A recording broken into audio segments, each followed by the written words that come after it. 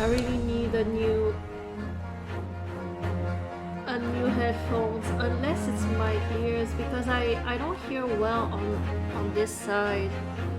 But it's been like that since, oh my gosh, I haven't told anybody yet, but so Fisher's ears get clogged very easily, and so he bought this device. I don't know what it's called. I haven't asked him what it's called, but basically it's like a little spoon, but it has a camera in it. So, and you have an application, so you use it, so when you put it inside, you can see the inside of your ears, so you can better like know where the boogers of the ear boogers are and then scoop them out. And Fisher is kind of gross.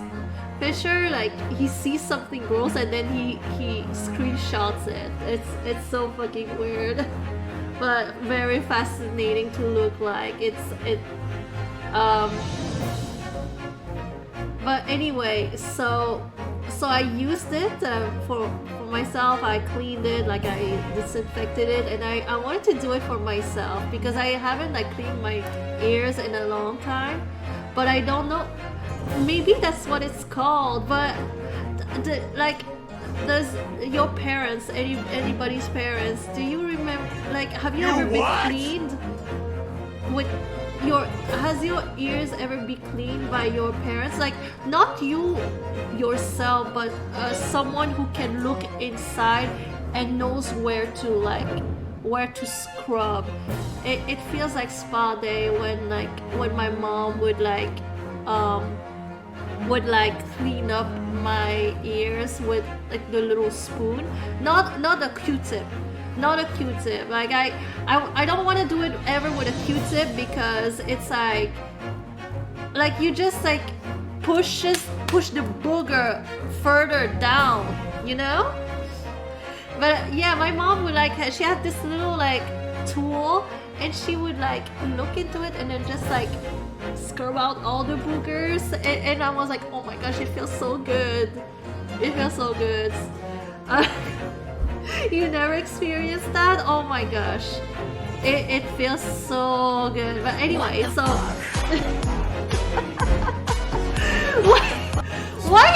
why is everybody acting like it's so strange? Don't your parents like clean you up when you were younger? Don't your parents give you baths when you were a baby? I'm just saying, like, my mom would like scrub the boogers out of my ears, but it feels really good. It's like they have like, because inside your ears you have like the hair. It's hairy inside, so it feels like someone's caressing you. So anyway, so Fisher got this tool, like it has a camera so you can see inside the ears. So I used it for myself, and I don't know what I did, but I think I did a boo-boo. I wasn't used to using something like that. It was like my first time, so I did a boo-boo, and I had a hard time. It felt like something like clogged. So instead of like using it again, Fisher gave me like oh my gosh, why my brain work? What is it? It's what? Oh my gosh, what is it called? What is it called? But this liquid, and you put it inside your ears, and it's like it feels like it's popping stuff in your ear.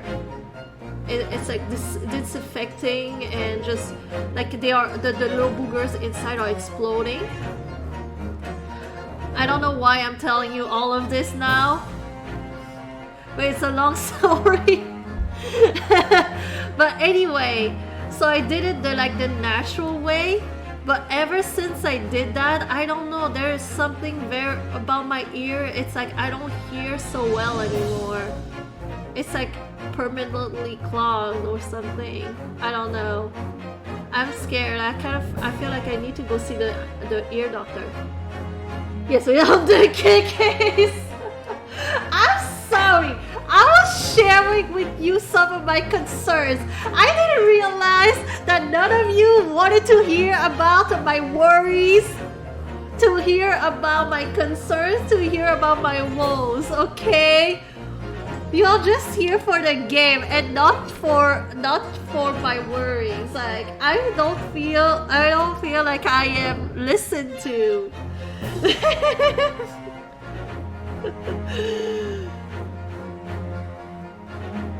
You have ear boogers, Somber, believe it or not. You have shit inside of your ears. Okay? Like just because you're ignoring them doesn't mean that they are not there, okay? If you don't regularly clean your ears, then boogers is accumulated inside. And yeah, the wax.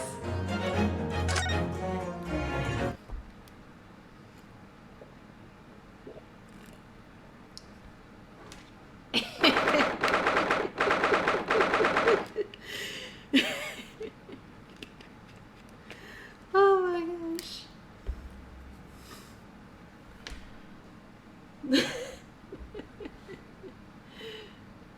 Clean the mucus from your ears. Yeah, I hadn't done it in a long time. This one feels good. This one I feel like I did it well. This one I fucked up somewhere.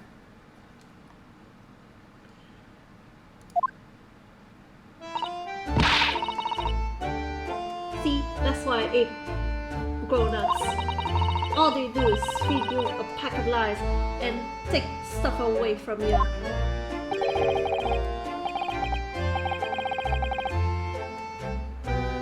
Hold on. Alright. Oh really, Mr. Strat? Tell me, is that overcoat keeping you warm? What? Oh my, surely you were given that. Yeah, the bee let me keep it. After I looked the daggers at him for long enough. He went through the pockets and then said, go on then, have it, before telling me to scarper. Always pays off giving people a look like you ate them. I can't help feeling that it's going to get you into serious trouble one day. What I really wanted was that nice shiny disc, mine. The music box disc? But Mr. Windybank said it was practically worthless. I think I'm gonna go and have another bash. Give him a long, hard stare. I think not, Mrs. Strad. We shall enter Windybanks again today. Why not? That's not fair. It can't be helped, I'm afraid. The police are investigating the scene now and taking a statement from Mr. Windybank. But that disc's mine. I had the ticket for this coat and it was in the coat's pocket. And there should be something else and all. And that's what that rotten cove said, ain't it? Yes, he did mention something about another article, didn't he? Well then that's mine too, whatever that it is. Now she's really pushing her luck. Mrs. Strat, I think it's time to admit defeat. You've had your haul for the day. Yeah, and it's all your fault, Sholmes. So what are your plans now? Will you dine with us this evening? Eh? Iris would be delighted to cook for sure, and I might entertain you with a modest violin recital.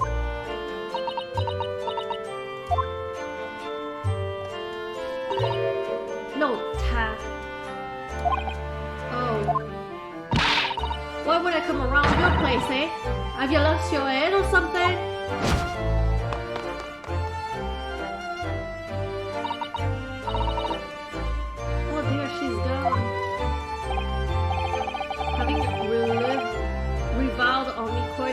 privacy area might add. I can't help wondering if perhaps she might turn up again anyway. Interesting. Once she's had a chance to calm down, I think there's a good chance she'll decide to come. Very well then. On from Iris to set a place for a potential guest at the dinner table this evening. And one more thing. I should be glad of your company later too. Sorry? I believe I would rather have a splendid surprise to show you. Oh, how exciting! What is it? You shall have to wait and see, Mrs. Sato, until later then. Alright. Let's see here.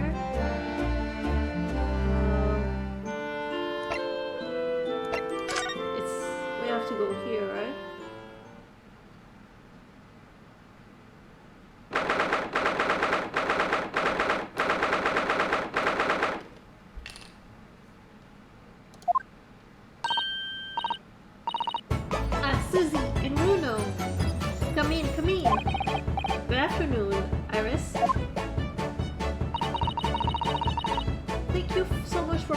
This morning. Oh, don't mention it. Goodness, look at the time already. Busy as always? I am. I'm preparing everything for dinner this evening. Already? You're obviously cooking something special, are you? Oh yes, after all, we have a special guest joining us. Guess who it is? Go on. You'll never guess. Look at those little eyes of hers shining. Oh dear, it is awkward when you already know the answer, is it? Oh, it's Ginny! Isn't that exciting? Oh, what a surprise! Yes, that's wonderful news! Wow, Iris seems overjoyed at the idea. I can't wait to learn some pickpocketing tips from a real professional. Oh yes, that sounds like fun. I'm not sure that's entirely appropriate. Are you, Mr. Naruto? By the way, Iris, what's Mr. Sholmes up to? Curly? Oh, he's been like that ever since he got back. Hello, Mr. Sholmes. I beg that you won't speak to me. Sorry? I don't know who you are, but kindly take your leave. As you can see, I'm not here. I don't know how to respond to that. I do apologize.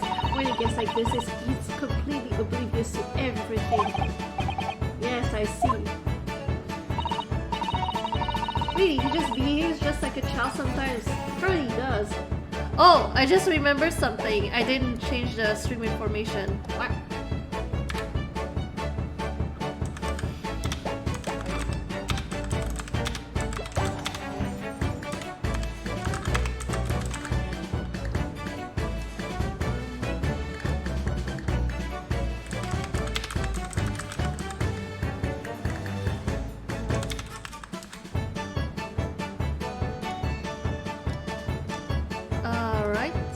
There you go.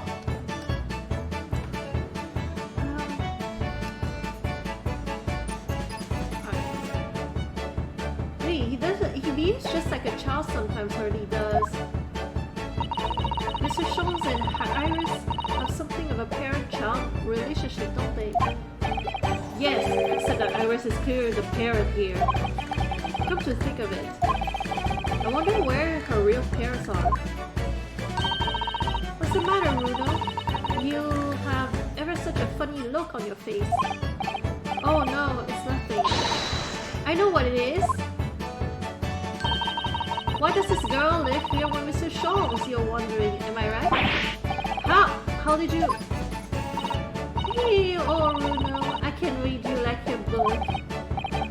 This girl is dangerous.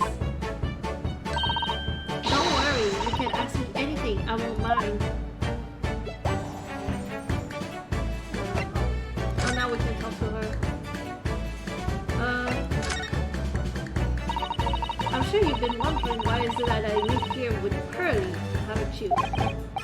Well, it has crossed my mind that... And where are your real parents?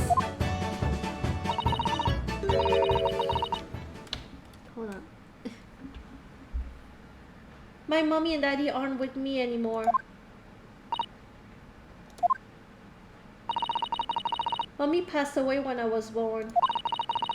And at around the same time, my father...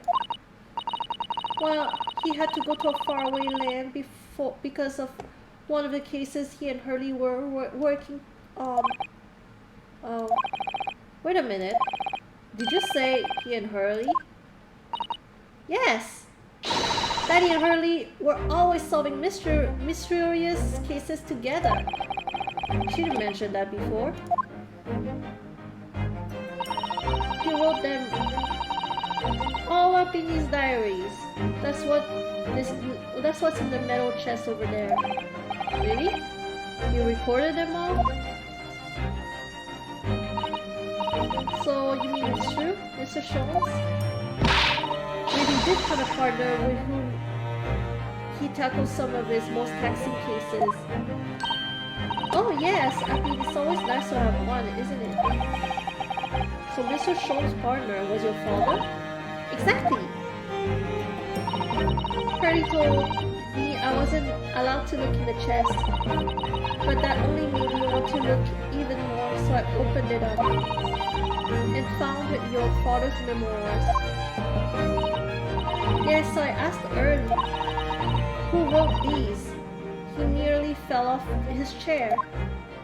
But then he told me, that's when I found out that the author of all those accounts was my father. So Iris's father was Mr. Scholes' partner.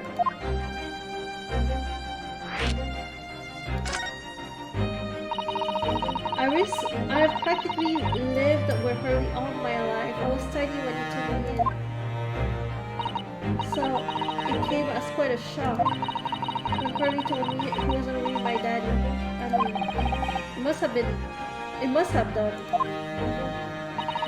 I wonder why Mr. Scholes chose to tell you, and at such a young age. Hurley says because he wouldn't have been able to hide it from me. Well, having lived with Hurley all those years, he might say that his ways have rubbed off on me. There are some things I can't just see. Especially lies. I almost know when people are lying before they open their mouths sometimes. Right. Anyway, I was so fascinated when I read Daddy's diaries. That's what inspired me to write The Adventures of Sherlock Holmes, actually. I'd always assumed Mr. Scholes simply told you all those thrilling stories. Oh no, Hurley's hopeless like that. He forgets everything. As soon as he solved a case, it all but vanishes from his mind. Oh, I see. The other day, it was so embarrassing. As usual, he totally forgot about the case he just solved. So the very next day, he gathered together all of the people involved and proceeded to solve the case again. It was quite a shock for everyone. You can't say that again. You share your father's surname, don't you, Iris? That's right, Wilson.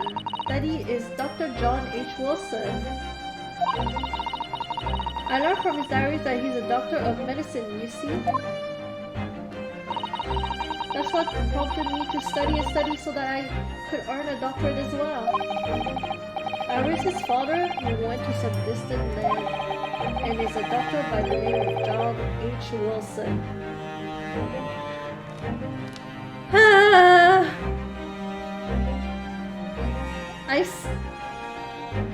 Damn, that is so funny. That is so funny. Dr. Wilson. Elementary, my dear Wilson. So that's how they explain the lack of Dr. Watson.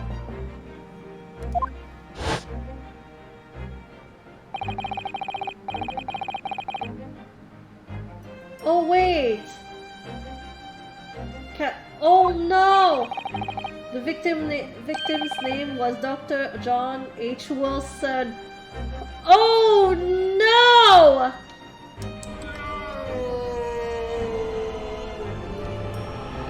No! He's the guy that died! In case number 1! Oh my god! Bruh.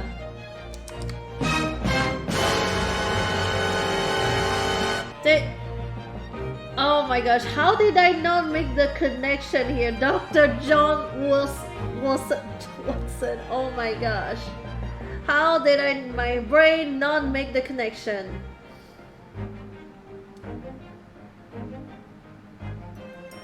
Why did... Oh my gosh, I'm trying to remember case number 1. What was it again? He was in a restaurant. He was like eating with this English woman. What happened to her? I forgot. But they were able to, he was able to prove his innocence, but they never, but the lady got away with it.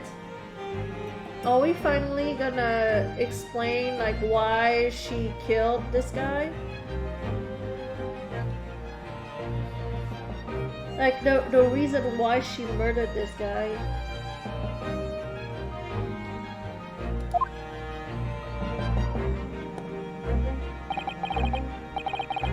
That's right, visiting professor of medicine at Imperial University. And the man who, in the most bizarre circumstances, lost his life just before we left the pier.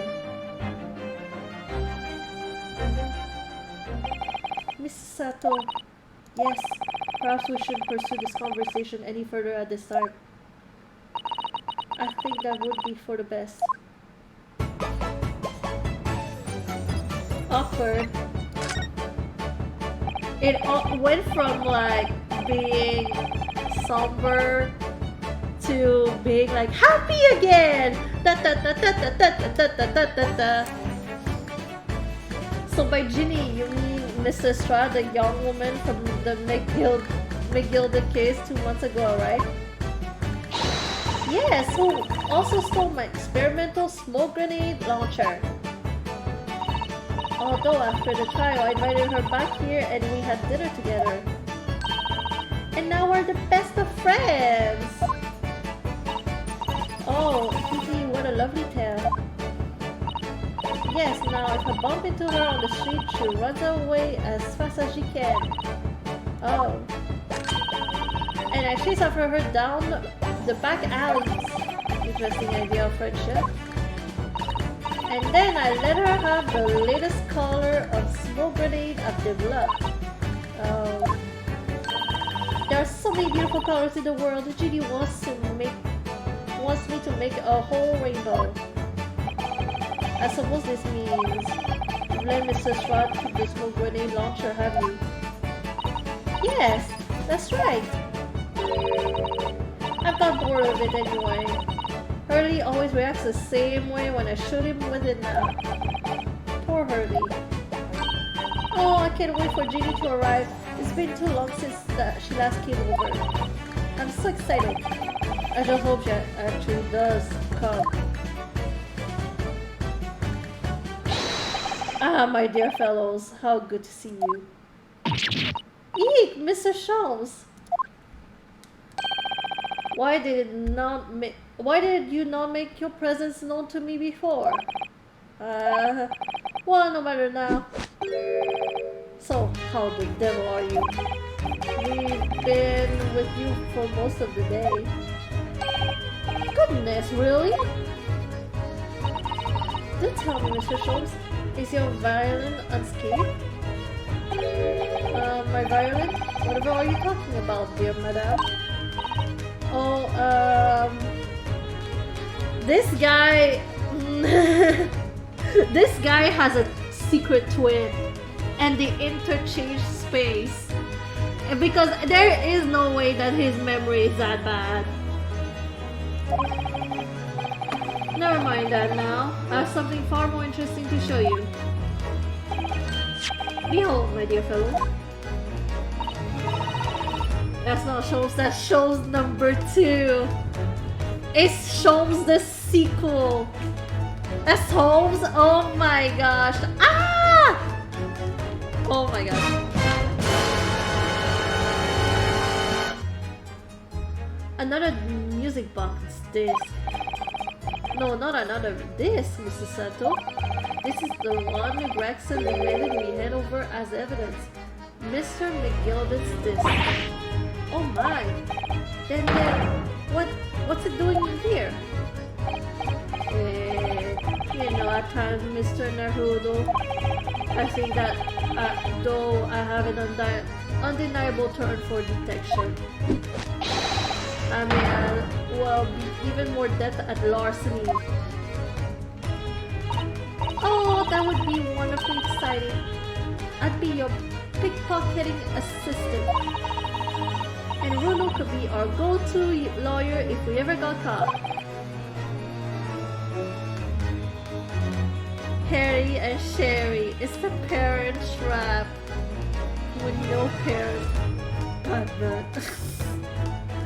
oh my gosh. Who's the cutest? Is it Sholmes or is it Holmes? Harry and Sherry, who's the cutest? But Susie has such a beautiful handwriting. She could write all our menacing crime notifications. Yes, I'd be delighted. Cause you would know. I'm just going to pretend this conversation never happened, I think.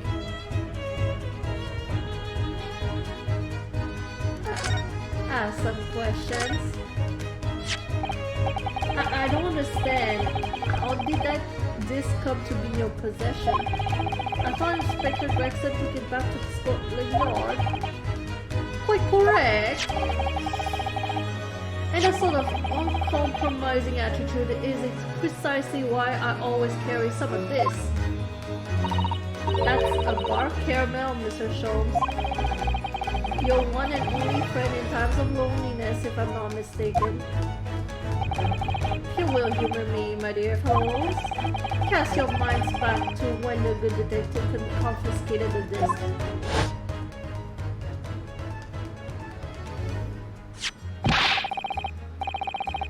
Damn! That fish and chips must be cold by now.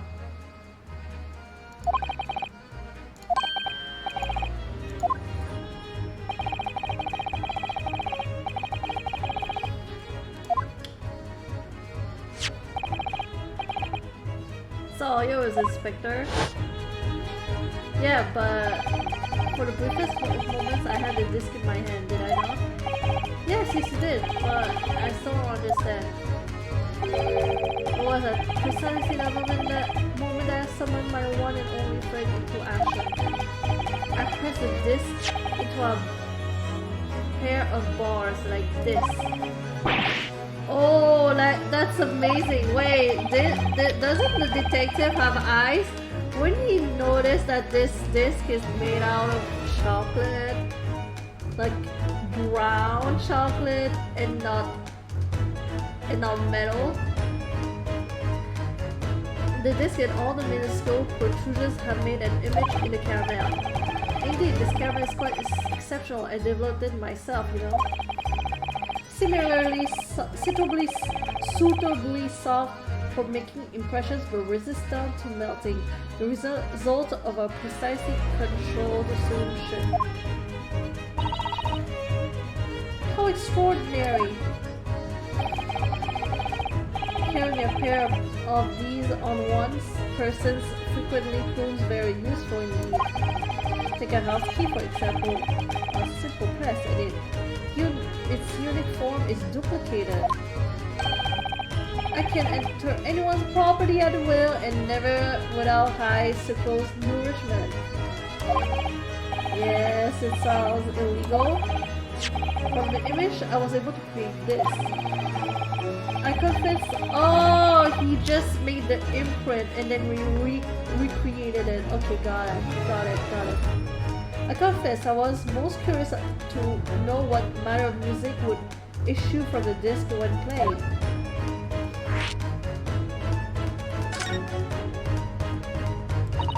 Do tell us then, Mr. Holmes. What music does the disc play? Well, unfortunately, I have no idea. No idea? No, none whatsoever. Are you familiar with the workings of a music box, my dear fellows? No, I'm afraid not. Goodness, you don't know, Bruno?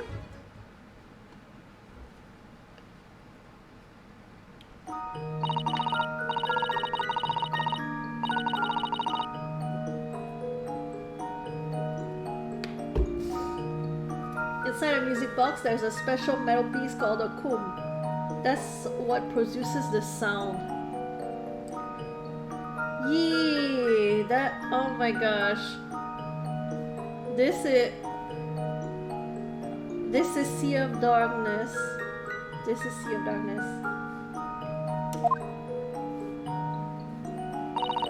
Small protuberances block the different teeth of the comb as they rotate past it, making the different notes. The first music boxes to be invented used a rotating cylinder with protuberance on it. But this is a disc. But over time, a new type of player was produced, which uses discs such as these. With that development, the popularity of music boxes spread far and wide, all around the globe. Why exactly? Because the discs are easy to produce and can be interchanged to facilitate the playing of different tunes. There are a great many firms in Europe now manufacturing music boxes as a result. It is wonderful to be able to enjoy music even when no performer is present. But it is the very success of the invention that means we are now presented with an insurmountable problem. What do you mean? As you may imagine, the construction of one firm music box does not match that of another. And we have no way of knowing in which music box that this particular disc was designed to be played. There is no resolution to this problem, I'm afraid. It's quite intractable. Ah, I see. That's kind of stupid, though. That's kind of stupid. Like the disc can only be used on one particular music box for it to like sound like actual music. If you put it in another music box that is not intended for, it's gonna sound like nothing. It was gonna sound like disaster. That's so stupid, though. Naturally, I tested the disc in those few music boxes I have at my disposal.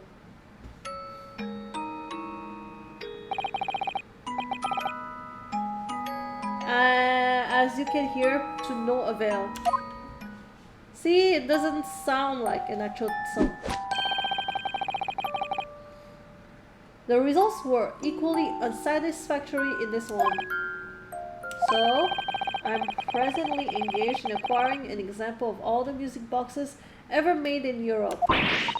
Every single one? That's early for you, always taking things too far. But my dear girl, in a resolve, the riddle is quite repugnant to my constitution. But surely all the different types of Europe will amount to a huge volume of music boxes, won't it? Yes, that is certainly true. In the worst case, I shall just have to ask you to vacate the attic room. What?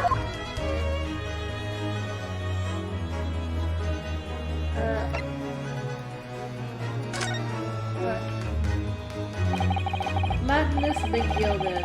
Oh, that I'm expected to hear again so soon. Yes, it's only been 2 months since that grisly case.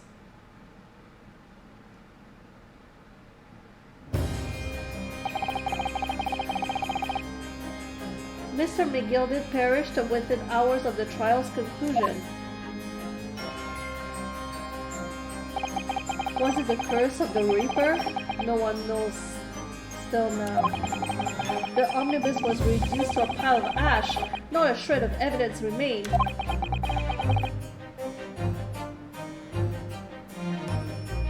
Oh my gosh. Oh my gosh. I kind of want to mute the game and just play that instead. With the man's death, the truth about the murder in which he was so intimately involved was buried. I want to solve that case! Even though we successfully established Mr. McGilded's innocence in the trial, the newspapers are still claiming that it remains an unsolved case.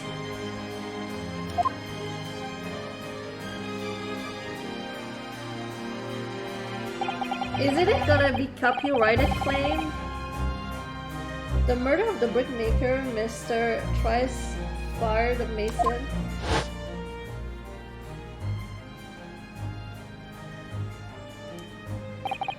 In the end, the truth of the matter remains a mystery. We still have no idea what really happened that night.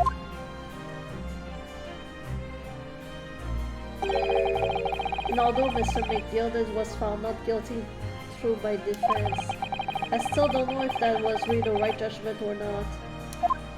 Well, is he innocent, yes or no? That's all you need, okay? If he did not kill the guy, then let him go. If he killed the guy, then, you know, pay the consequences. That's all there is to it. What do you mean? Ryu, what do you mean by that? You don't know if it was the right thing.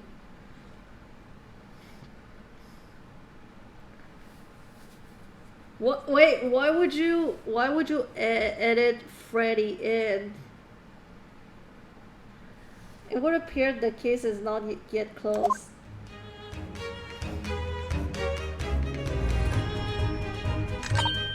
Well, it's time I started getting things ready for dinner, I think. Ginny will be here before long. Thank you, Iris. Oh, well, you must let me help you then. Of course, Susie, there's plenty to do. I think I shall investigate the condition of my faithful performing partner. Now then, where did I leave it? Let this be a lesson for you, Mr. Schultz. Never leave anything too precious with the pawnbroker. Yes, you may be right.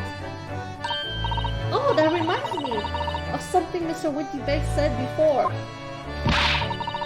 He said that he had a manuscript of Iris's impound in tea. Did he? Yes, he definitely mentioned it. Mr. Schultz's late tale of otherworldly mystery lies dormant in my storeroom, were his words, I believe. So you heard about that, did you? I expect you were as incensed as I was. Oh yes, that's such a wonderful story languishing in Mr. Windybank's storeroom gathering dust. My dear madame, I'm quite sure I told you already. The pawnbroker's storeroom is the safest place for it, and more secure than a bank's vault. And what about your Stradivarius, Hurley? Was that safe and secure? Well, there may be the occasional mix-up, caused by a certain impetuous someone not too far from me now. Do you have any idea how long it took me to write that Baskerville story, Hurley? Oh, it sounds so exciting, the homes of Baskervilles. Should love to read it.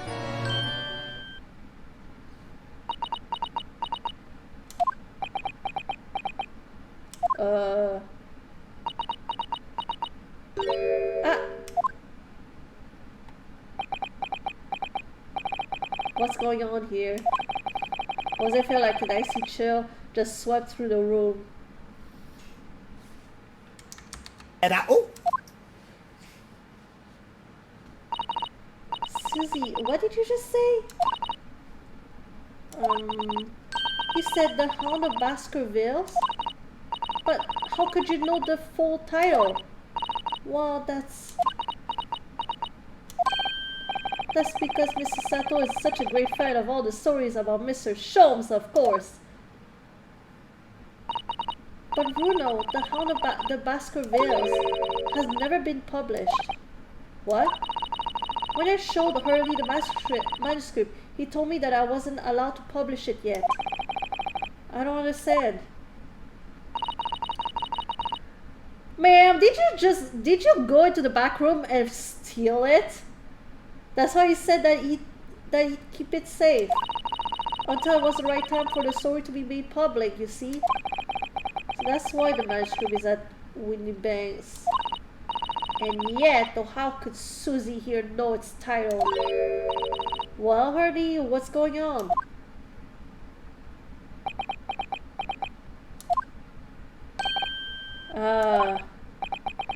What is it, Mr. Sholmes?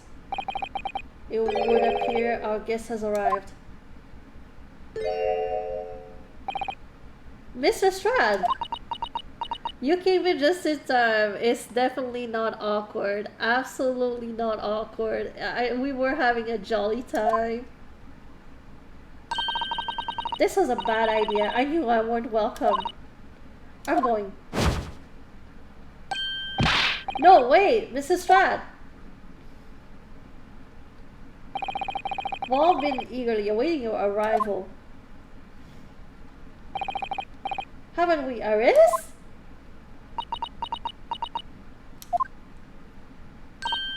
Oh yes, just wait there, Ginny.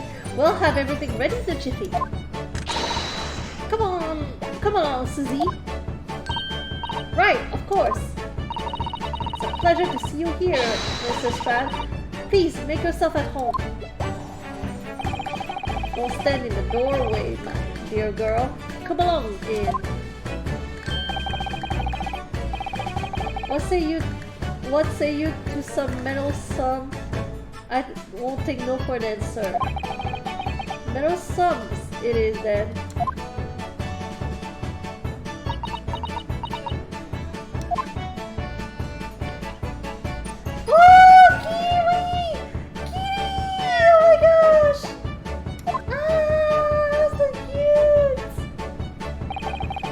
That evening, Iris prepared us all a meal that was even more delicious than usual. Mr. Sholmes' violent performance was in no way meddlesome. And Gina, as we came to call her, taught us how to steal things from one another without being noticed. My sister...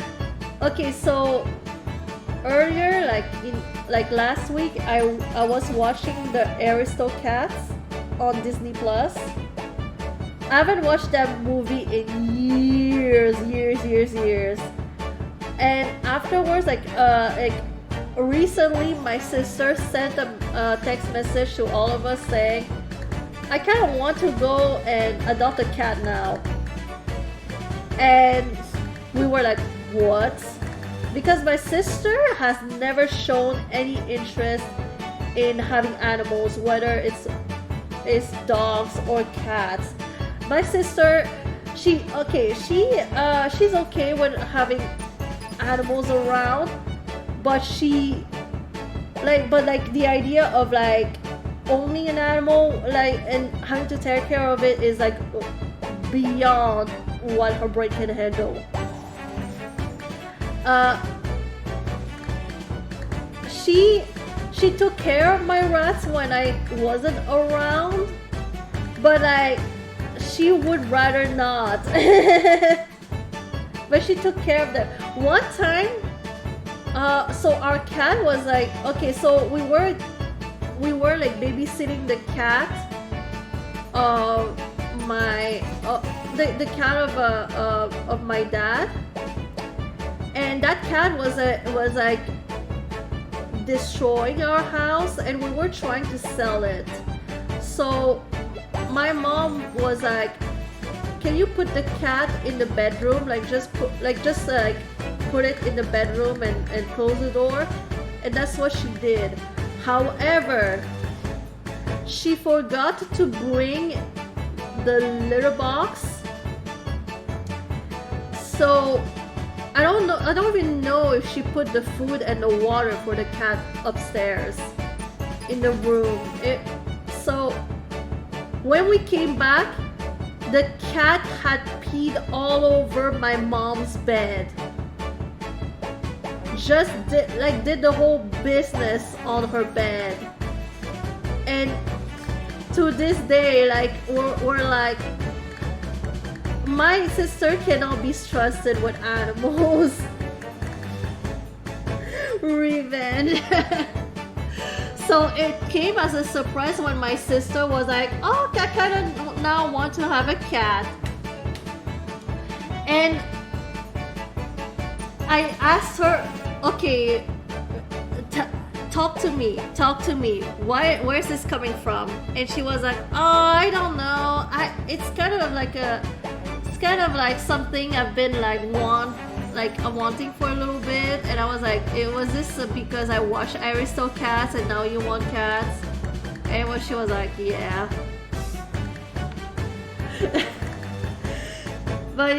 but yeah, she has this like, I know what she's going through because I've adopted animals on whims before. It's like one day you wake up and you desperately want something out of nowhere.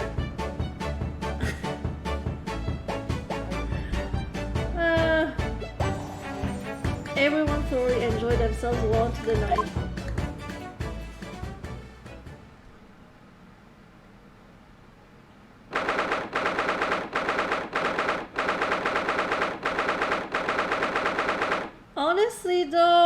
Honestly, I wouldn't be against having a cat here. Like, I love cats. Like, each time I go visit Fisher. He lives in an apartment with roommates, and they have 2 cats. And I always take the time to pet the cats. So much so that the cats, like, I'm just chilling and the cats come and rub against my legs, just like come and like hug me. It's so cute.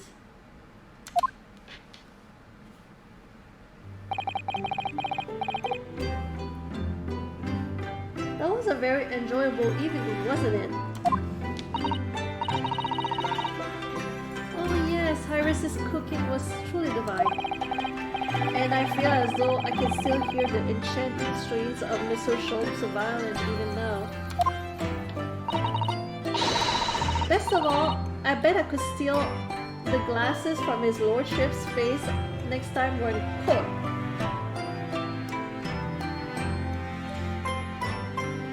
Oh my gosh, Blue, you have a cat? I didn't know that. In my mind, wait, do you have a dog, Blue? In my mind you had a dog, but I didn't know about a cat.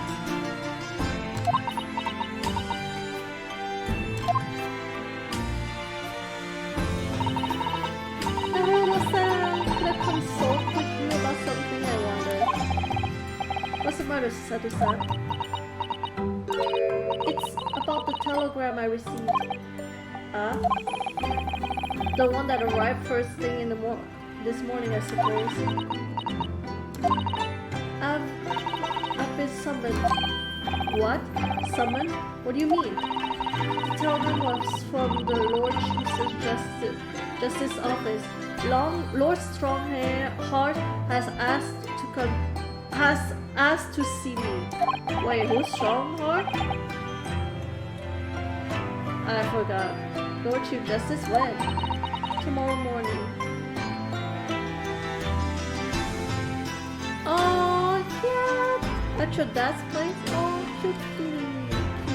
What does the cat look like? How old Is it a female or male cat? How old is the cat? What does it look like? What? Then we have to start preparing at once. No, oh no, that won't be necessary, Naruto-san. I've been summoned alone. Alone?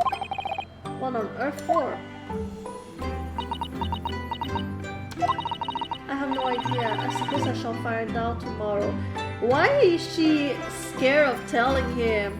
This morning she was like sweating, nervous. She didn't want to tell him about the telegram. She was like, "Oh, telegram? What telegram?" And suddenly she tells him that it's like it's not even that big of a deal. Why is she trying to hide the telegram? What's the name of the cat? What's all this about? Is she lying? Does she know what it's about, but that's why she doesn't want to tell him? Because I feel like the information she gives us, it doesn't warrant her like hiding out the telegram. Whatever it is, it's making me feel very uneasy. She is way too uneasy. Like she's way too scared. Oh, who could that be, I wonder? Good evening, friends. Everyone calls him Kitty.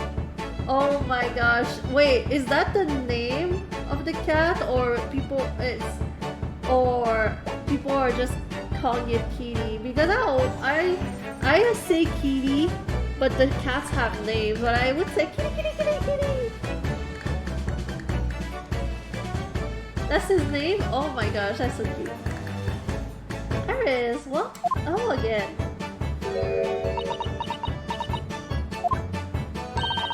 And Gina too. Yes, Gina's going to stay with us tonight. She's going to sleep in with me. Isn't that right, Gina? Wow, yeah.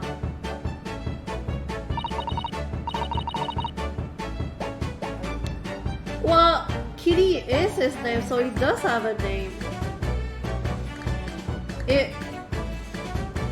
You say that he doesn't have a name, but he does have a name. It's Kitty, right?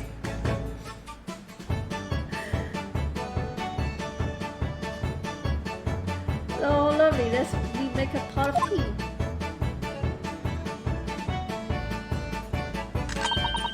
You know, I've learned so much today. Oh, what in particular? All those things Jimmy showed us, wasn't it wonderful? Ah, you mean all those pickpocket techniques?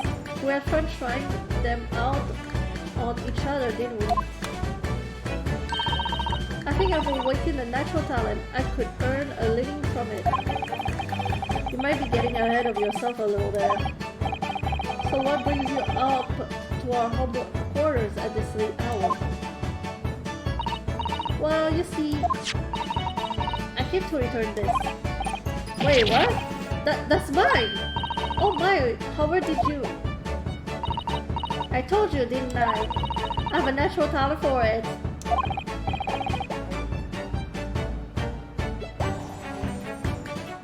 Wait, I don't know what these two terms mean. Oh yes, I forgot. Iris literally is a child in this. So anyway, here, you can have it back. Not that I really understand why you wear it though. Thank you. Alright then, good night. Yes, good night. Oh, different breeds of cats, okay. Cool. This is your office, is it? What do you think, Ginny? I think I would fancy new chances with a lawyer. Would lives in a place like this. Yes, me too. It seems as though Iris here still has something she'd like to talk about. I suppose she probably wants me to talk about the manuscript. Yes, I suppose she probably does.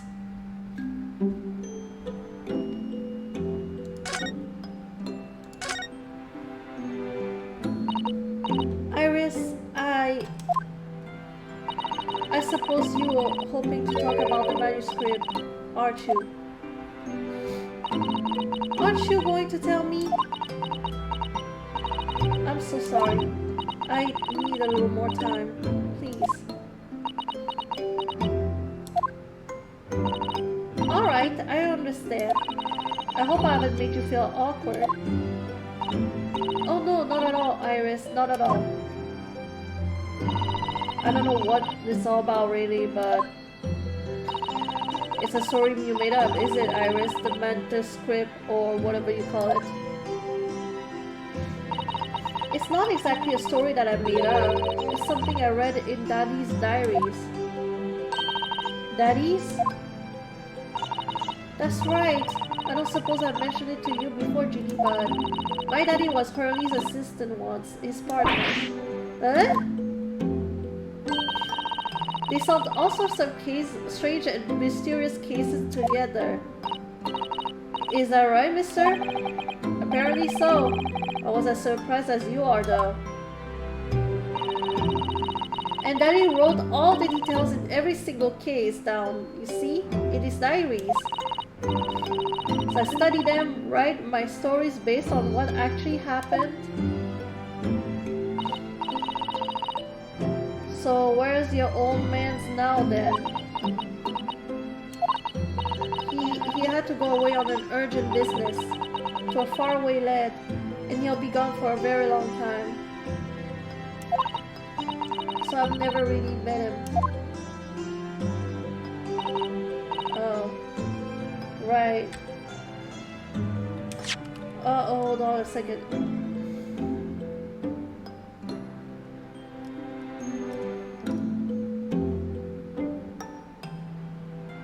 Okay. Alright, that's what I missed. Come to think of it, I don't know anything about Gina's parents either. Perhaps we should ask her. Yeah, I don't... Do I care?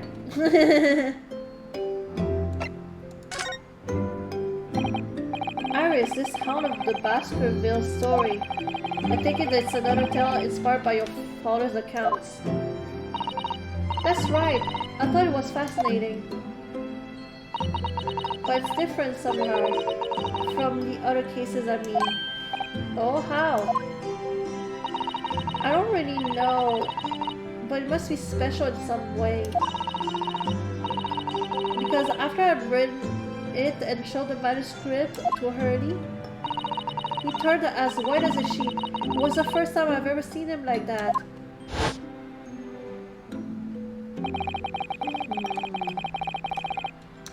That's suspicious. That's weird. It pains me to have to say this after you've toiled over it for so long, Iris. But this story must not be published at this time, under any circumstances. But why not? It's one of my best works! I'm not at liberty to say, not now, so please do not ask me.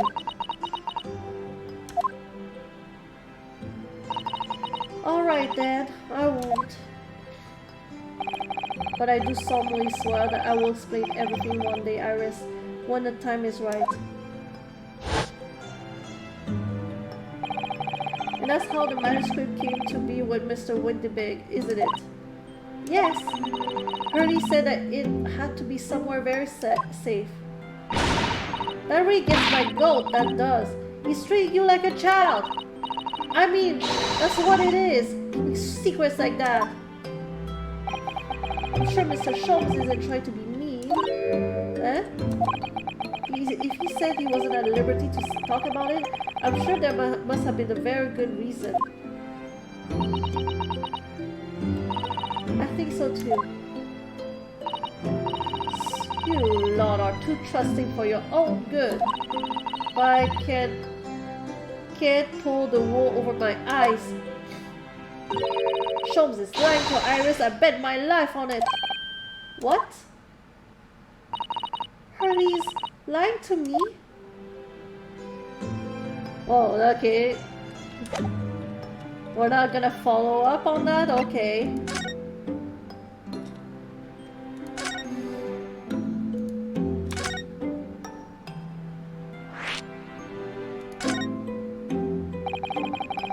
realize that I don't know anything about your parents, Gina. I ain't got any, have I? Never did I. Oh. Look, the E stands for orphans like me. No one wants nothing to do with us. From the minute we're born, not even our moms. But we all stick together. The older ones look after the little ones and make sure they get by. So that's why you're pickpocket.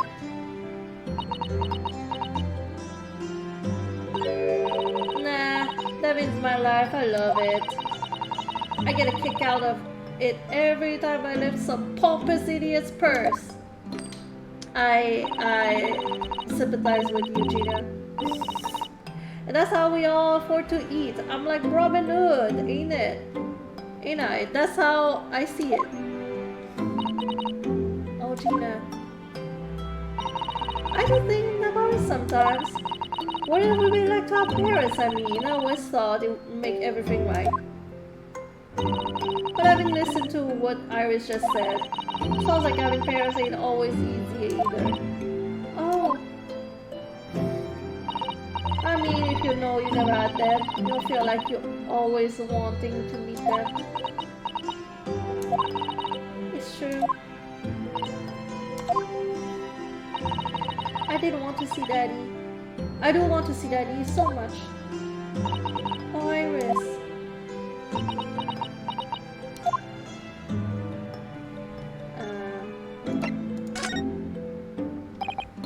Gina, what did you mean by what you said that you know Mr. Sholmes is like to Iris? Why, he records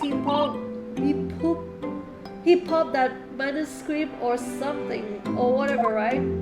Oh, come on, that's obviously a load of rubbish. Oh my, why would you think that, Gina? It's simple. That story was written in old Winnie Bank's storeroom. There's no way someone from halfway around the world, in other words you, could know about it.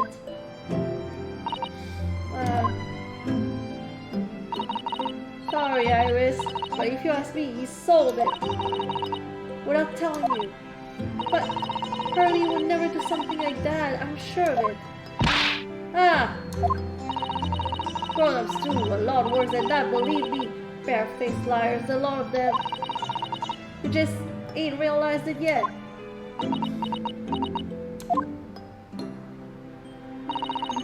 Tell ya that mental state at Whitney Banks, you still see if you had a look. Even if you think you can trust me, I don't. That Sholmes is a liar like the rest of them. If I'm honest, I have wondered if Early's telling me the truth sometimes. See? Oh, but I don't mean that I think he sold it. I mean that sometimes I wonder if he might have hidden my manuscript somewhere. Somewhere I don't know. Even though it's wrong of me to doubt him. Don't be too hard on yourself, Iris.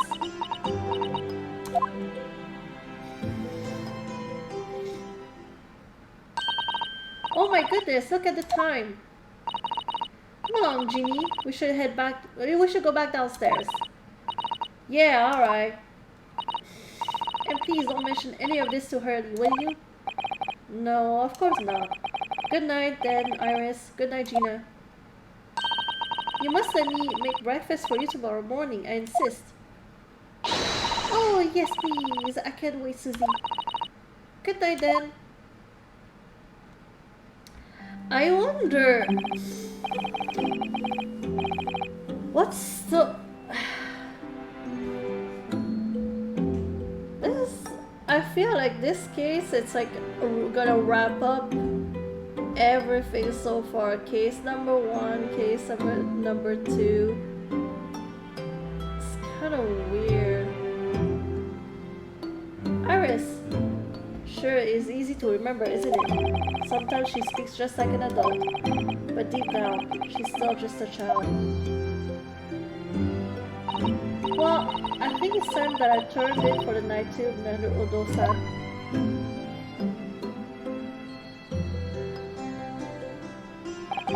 Dr. John H. Wilson, Iris's father, but also the name of the murdered visiting professor at UB University. It can't be a mere coincidence. There's something deeper going on.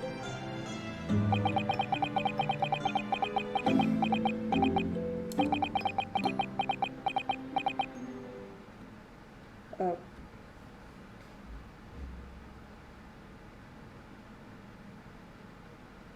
Mr. Naruto. Mr. Naruto. That voice. That's Mr. Sholmes. What's going on? It's the middle of the night. It's Miss Lestrade. She's gone. Gina? She was supposed to be sleeping in Iris's room, but her bed is empty.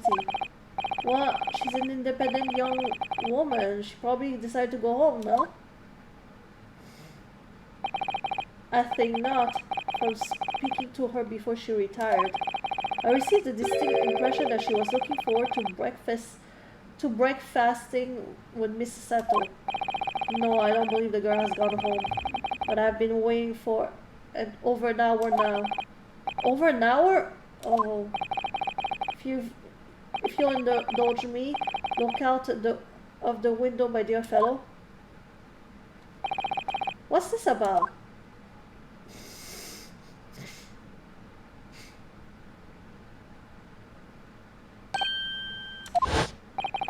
Wait a minute, why is there a light on at this time of night? That's Mr. Windybank's pawnbrokery. Mr. Windybank's? Oh no! Simple, that story was written in old Windybank's storeroom.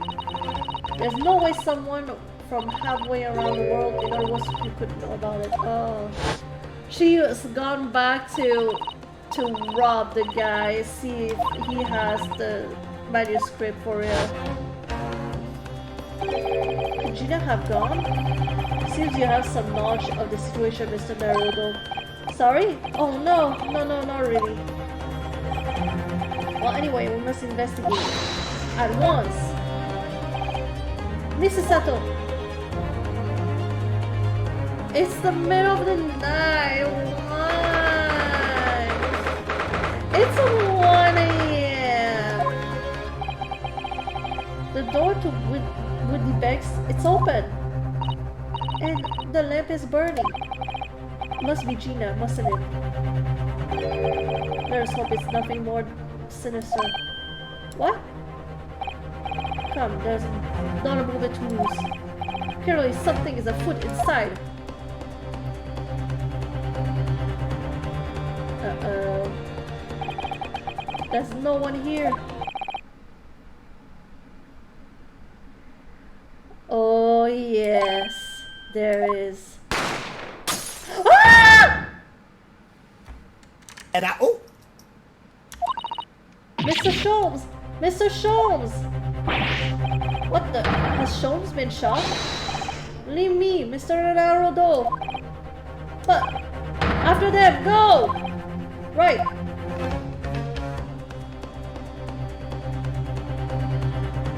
What? Blast! I've lost them! Hello? Were we here? The alarm was just raised from this pawnbroker, sir. Would you know something about that? Officer, come with me. It's my friend, Mr. Sholmes. He's been shot. Shot? With the policeman close behind me, I ran back to Windy Bags.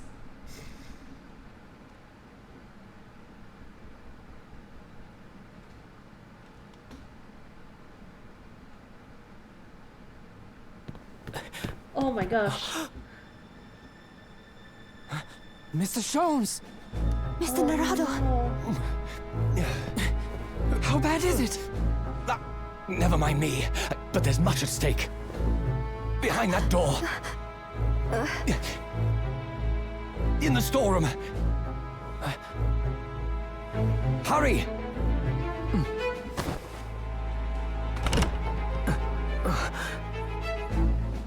Yeah, but it's locked.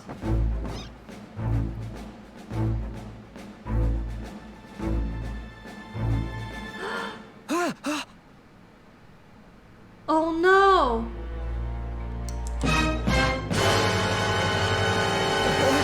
It's Gina! Oh no! She's gonna be the one who's gonna get like taken, and they're gonna be like, Gina is the killer, and we're gonna have to defend her.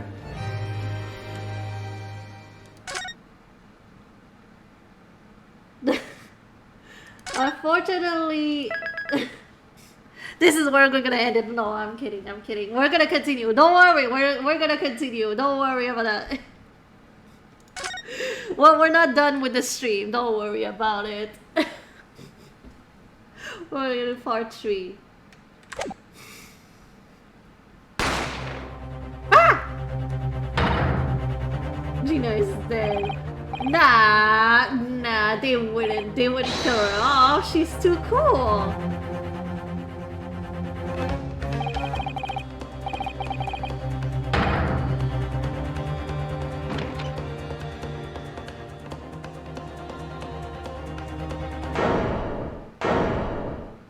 Look, she has the gun in her hand.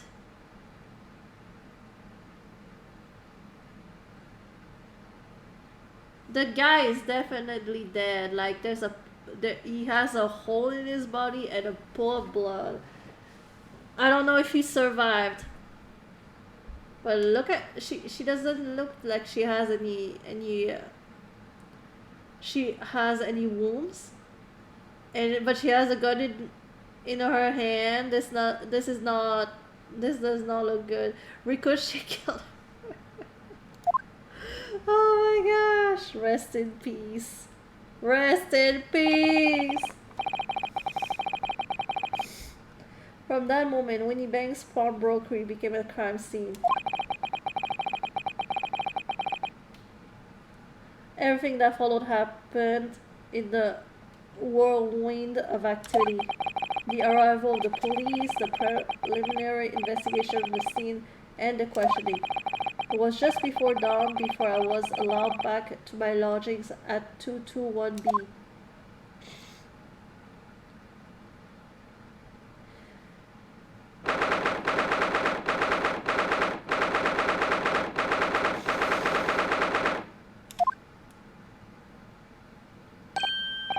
Oh, Iris. A telegram came, but all it said was, wait at home. Oh yes. We asked one of the policemen to have it sent. It was simply impossible to come back. When I woke up, I was all alone. Hurley and Ginny were gone. Everyone was gone. What happened, Bruno? Poor Iris, she's trembling. She's obviously trying very hard to not let herself get too worried.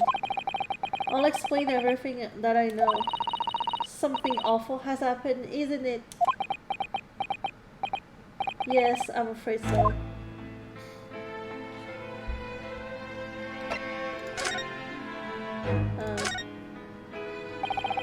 I'm sorry to have to tell you this, Iris, but Mr. Winnie Bank is dead. He was shot. We discovered it in the early hours in the morning. Oh, yes, I had a feeling.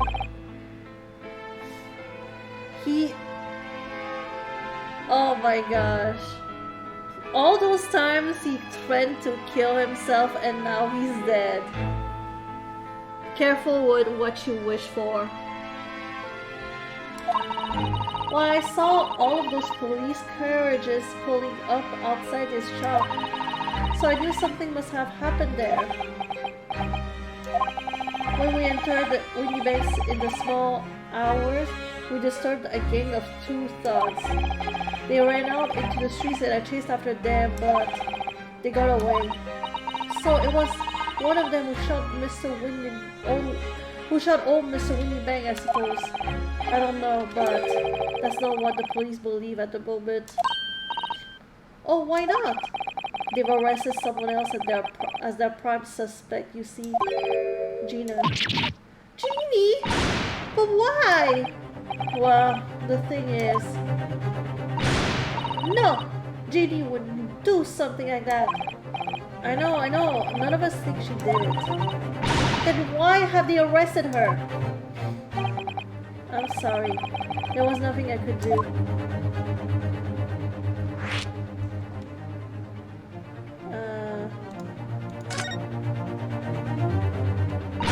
I don't understand why they arrested Ginny. It's not fair. What about the two thugs that were at the scene? Why are they the prime suspects?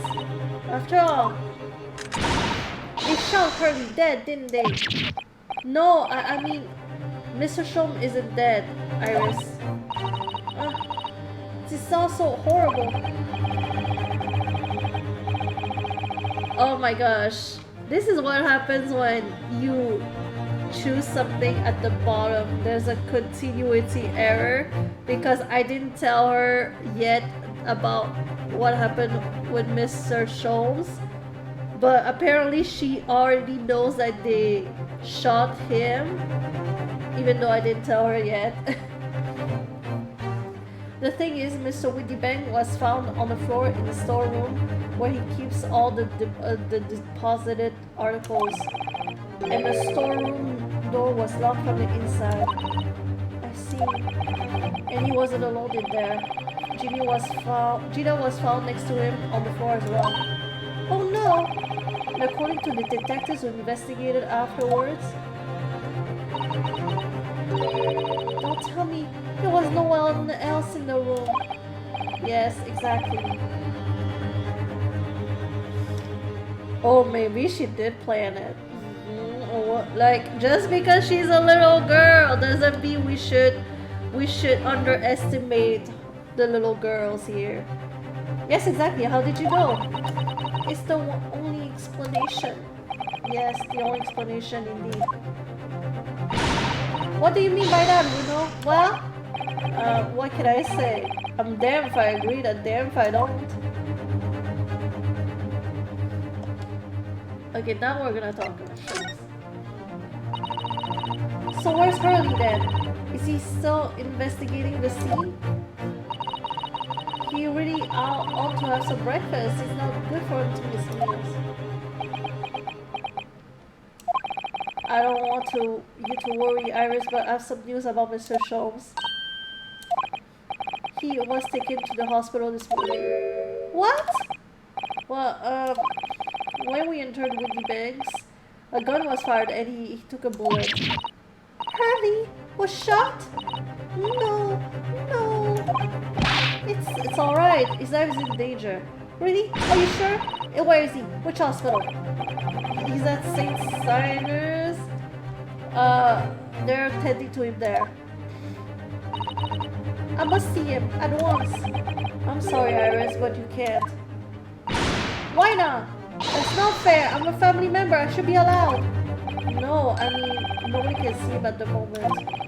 He's not allowed any visitors. They're preparing to operate, you see. To operate?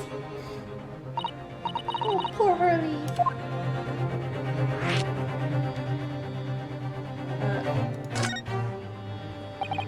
It was the two thugs who were in Mr. Whittybank's shop. They shot Mr. Sholmes when we disturbed them, you see. It was pitch black inside the shop at the time. My mind went totally blank, I'm afraid. I just froze. After them! Go! After that, I ran into the street, but... well, they were long gone, and I shouldn't have hesitated. I'm so sorry. It's my fault. I let them get away. I think that's a very good thing. Sorry? Well, if you'd seen which way they went and chased after them, you might have been shot as well. On top of everything else, I couldn't bear that. Oh, Iris.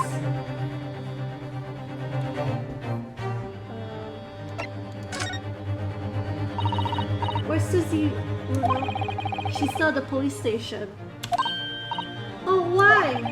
I expect she's still being questioned. The police said that they wouldn't be finished for a while. Why aren't you there now then? Well, I didn't get a good look at the criminals anyway, so they weren't questioning me for long. And Mr. Santos stayed behind the scene to tend to Mr. Sholmes, so they didn't get started until later. I see. Besides, one of us had to come back to be with Iris. I'm glad Inspector Gregson agreed to let me leave early. Sure, let me know, and I will come to the station.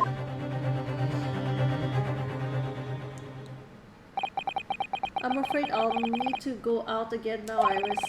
There's not much I can do at the moment, but I can at least try to find out how Mr. Sholmes and Gina are getting on. I want to go too. Take me with you, Bruno. I can't stand just sitting around here waiting. I'm not sure how I feel about taking a 10-year-old child to the scene of a murder, but I don't want to leave her alone here either. Alright then, Iris, perhaps you can help me? Oh yes, I'd love to. Gina's at the prison. Mr. Sholmes is probably in his hospital bed. And don't forget, you have to visit the crime scene. We need to conduct a thorough investigation. Ah, I can see you're ready for action. I imagine Iris would appreciate going to the hospital sooner rather than later. Okay. A new location has been added. So we can go to the prison, the hospital, or we can go to the crime scene. I feel we should go to the hospital first.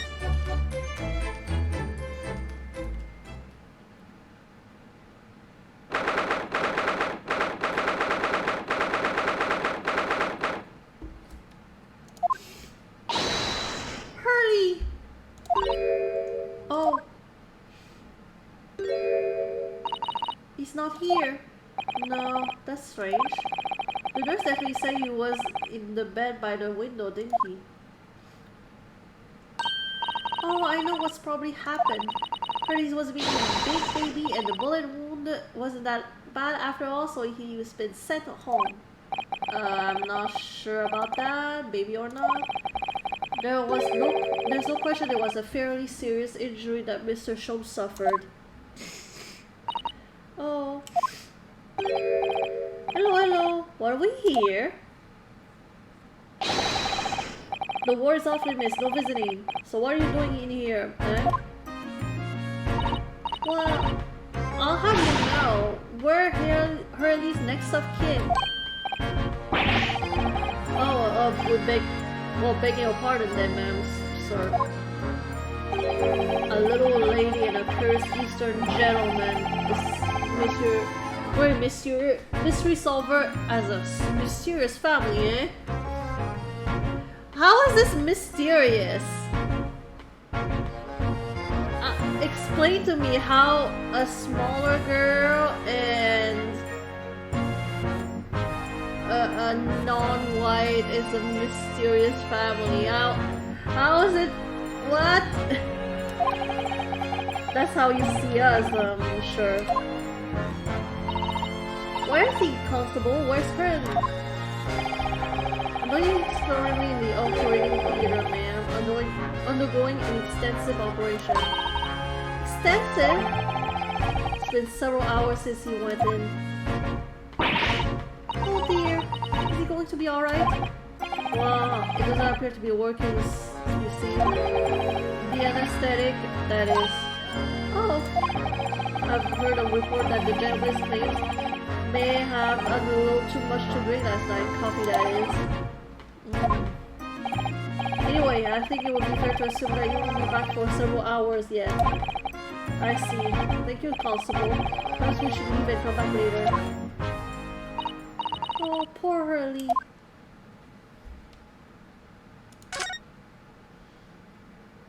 Wait, hold on. Can we examine stuff here? I want to check this one.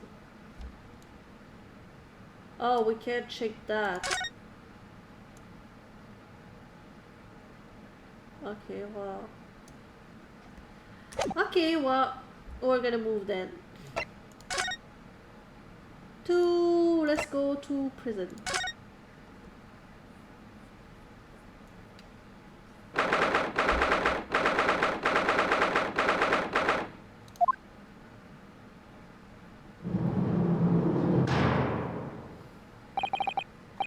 Hello, Gina.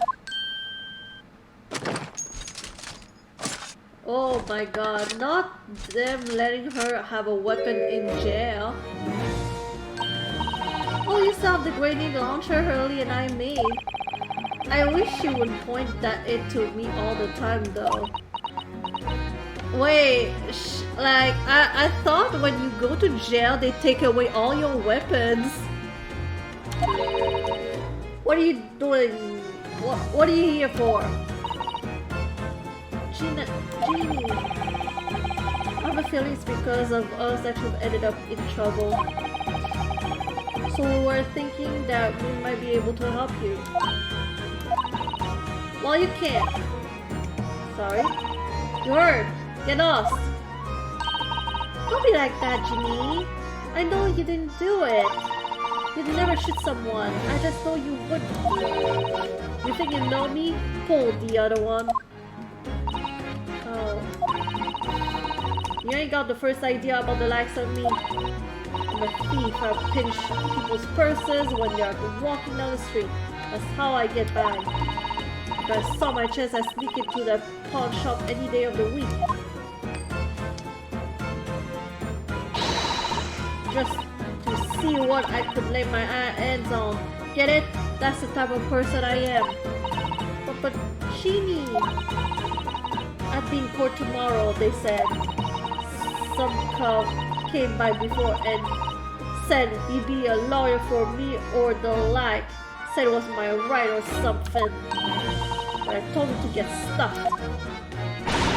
I don't need no lawyer. I don't need no one. She couldn't be staring at me anymore, obviously, if she tried. Why are you being like this, Genie?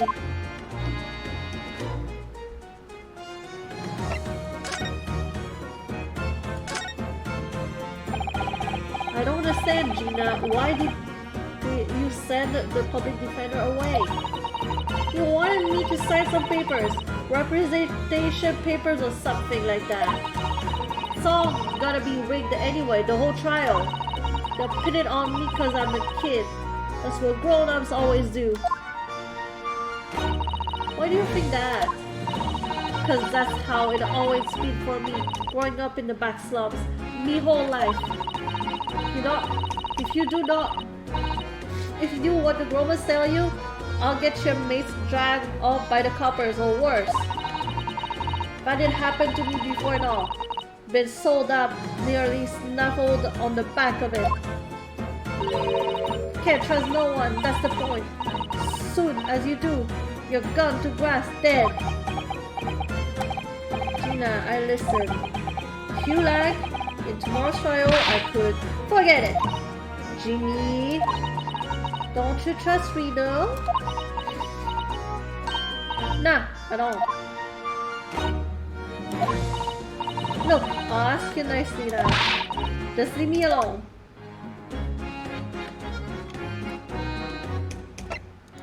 Damn, okay, alright.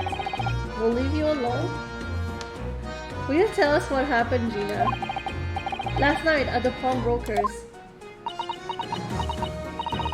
There's nothing to tell. I figured it paid me, so I broke into the place and started going through the storeroom. But the old bloke walked in on me and you know the rest. But why, Genie? Why would you do that? Ain't it obvious the place is full of stuff I could sell for a shilling or two? Starving ain't easy, you know? It's a lot of work and and out the time you don't get nothing. Is that really why you broke into the place? What? Are you sure the true reason wasn't something else? Oh, give it a rest. What's the point anyway, eh? Nothing I could say would make a blind bit of difference. Please tell us, Genie. We'll believe you, whatever it is. Believe me? Don't damn, you can't believe nothing. Everyone lies all the time. And you know what? When it comes to liars, I'm the biggest of the lot. I've told some unforgivable lies. I have. What do you mean by that? What unforgivable lies?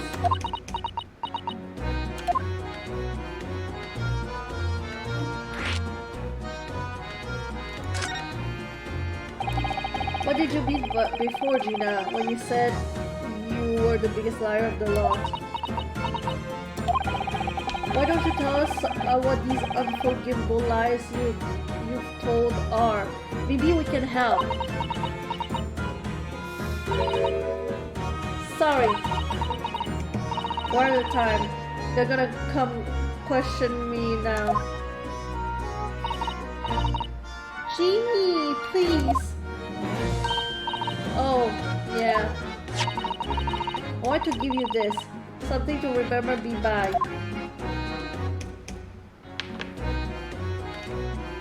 Oh! A photographic print of a really adorable cat. Oh! This game's cat, though. I found it in one of the pockets of this coat. Ain't no point in having it. I wonder what little photograph like that was doing in a pocket of that overcoat. Anyway, don't bother coming again. Bye. Oh, Genie.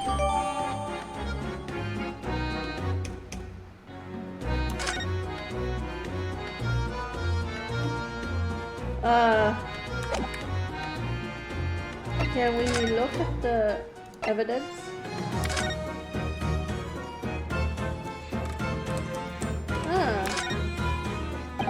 This is an adorable little cat. I think it looks like a little like Wagahai. I always thought the cat's like curled up on inside under the heated kotatsu like in when it snowed. Maybe British cats are a little different. Oh, wait, no, I wasn't done. No,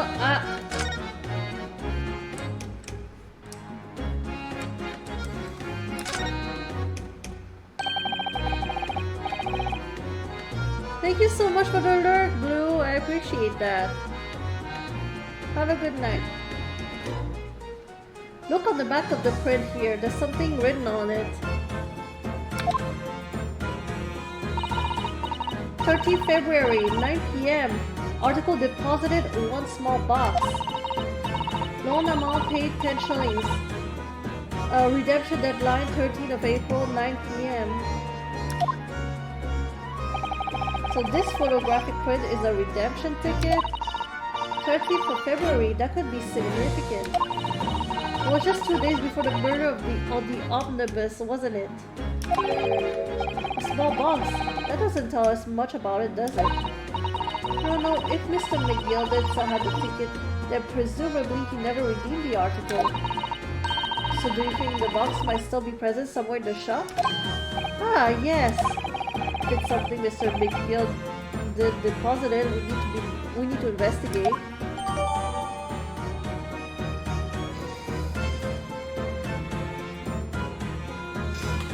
Oh. Alright. Okay, now let's move to the crime scene.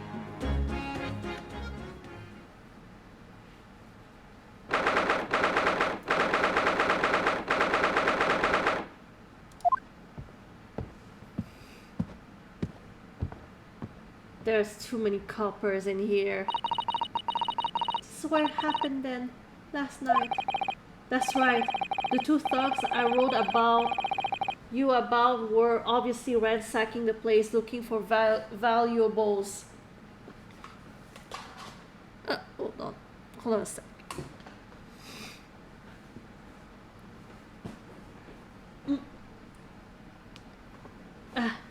Alright. That's right. The two thugs I told you about were obviously ransacking the place looking for valuables. But apart from the policeman in here, you wouldn't know anything that had happened. There's no sign of a disturbance. No, you're right about that, actually. In fact, if anyone is police who seem to be the ones doing the ransacking. I know what you mean. They're like a gang of organized criminals all dressed in black. Oh yeah, I heard that. And I meant it. I meant it, sir. Oh, Inspector, good morning. I suppose I ought to thank you for your vigilance last night.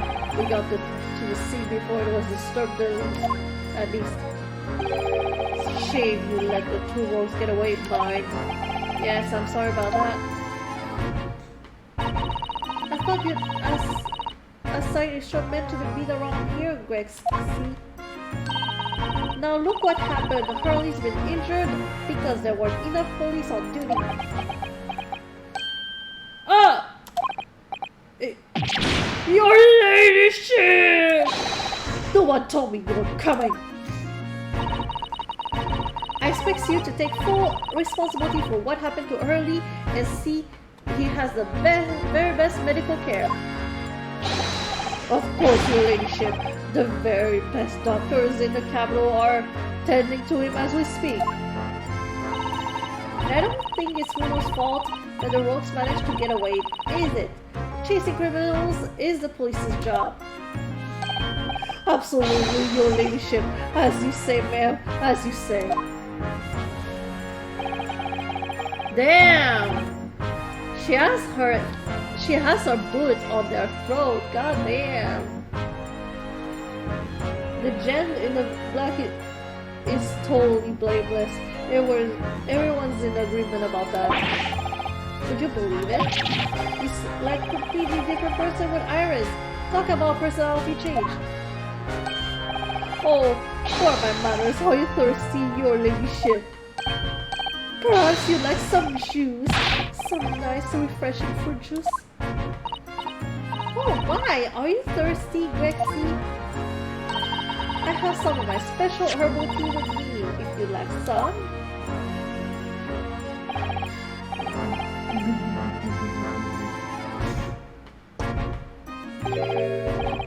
How lovely. Very much. Very hit the spot, your ladyship. I don't even recognize him like this.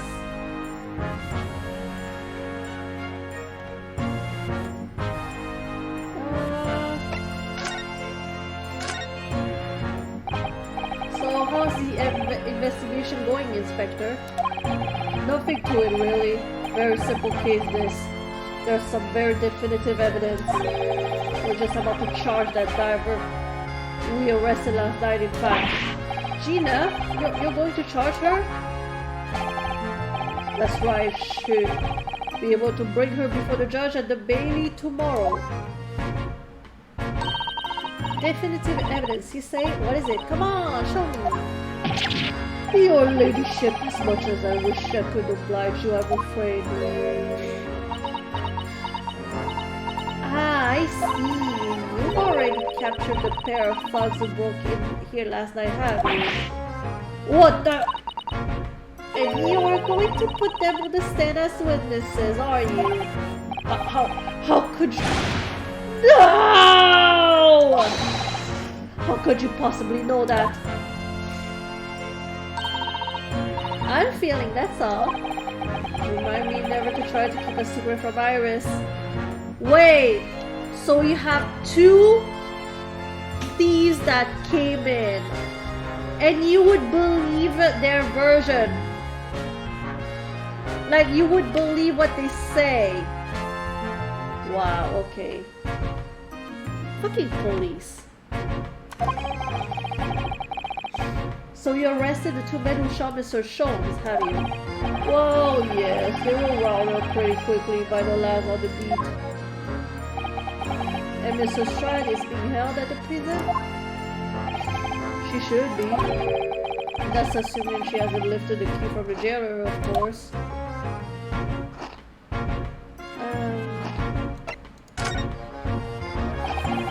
Can you tell us anything about Mr. Sholmes? What's his condition? Sorry, I'm not at liberty to divulge that information. Scotland Yard matters are strictly confidential. Well, I know he's being operated on at St. Samuel's. Why can't I see him? I'm family, you know? I'm terribly sorry, your ladyship. It's the hospital's policy. No visiting at all. Oh. The bullet must have hit his artery in his midriff. He's lost a fair bit of blood. Oh no! He didn't seem too bad in the first hour or so. But hemorrhage like that is enough to make even the one and only Sholmes pipe down. Mr. Sholmes is a human like the rest of us, you know. Well, anyway, he's having emergency surgery right now. They've got to stop that bleeding. But he will be alright, won't he? They'll be able to make him better. Of course, your ladyship. He'll be as right as rain before you know it. Really? How do you know? How do I know? Well, because of course. Yeah, yes, because Mr. Sholmes is such a great detective, that's why. We'd better pray if the doctors have a better grasp of what's needed to make someone well again. Oh dear, please don't die early. I'll report to your ladyship the moment I hear he's out of the operating theater.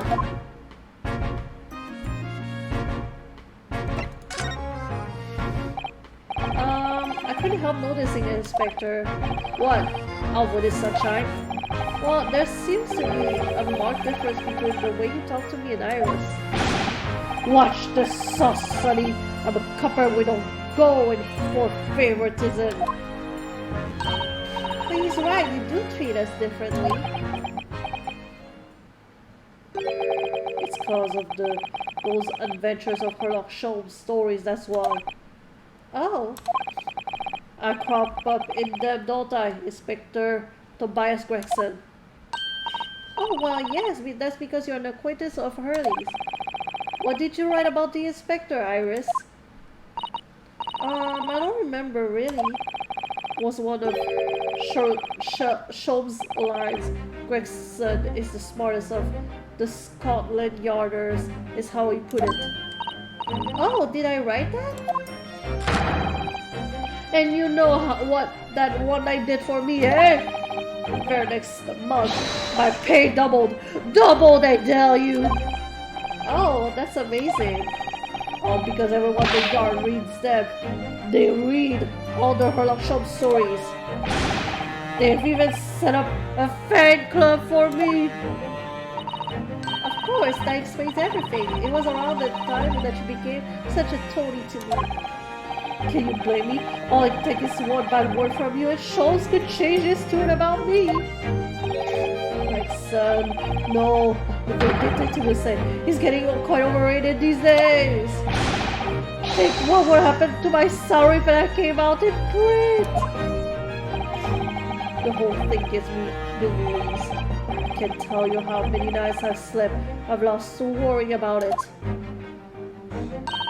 But that would never happen, Greg, see? Every morning when the new Rants magazine comes out, my hands just trembling as I turn the pages. Oh, how awful for you. Here, have some of my tea to settle your nerves.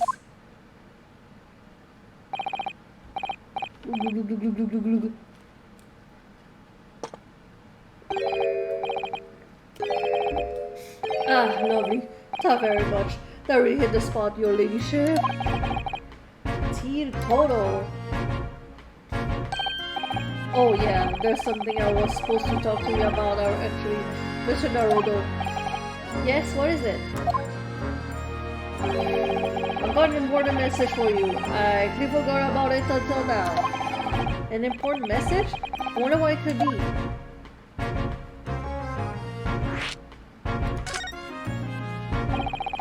Are you going to tell me what this important message is then, Inspector?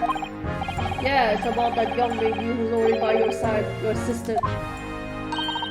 Dear Susie, is she alright?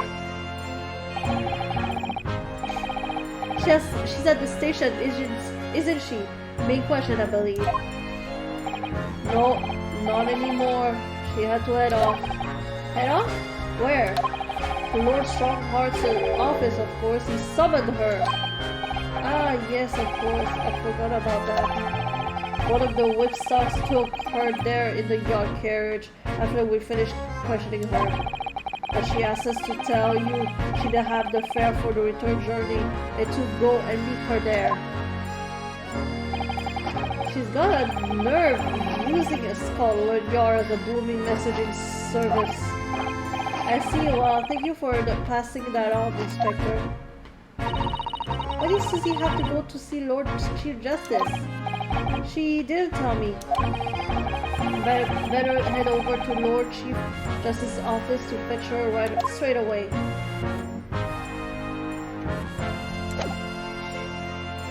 Alright, then let's go. Oh.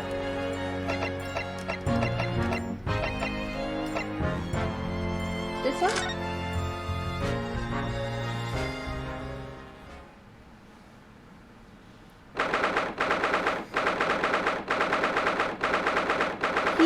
Let me guess, he summoned her to let her know that she should have been the Ace Attorney and not Naruto. That Naruto, he's gonna find Naruto and replace him with her. Yes. No matter how many times I come here, I always get the same sense of oppressiveness somehow. Do you think the place is oppressive? I think it's normal. How so? I mean, look at that suit of armor over there. You can't be that serious. You can't take that seriously, can you?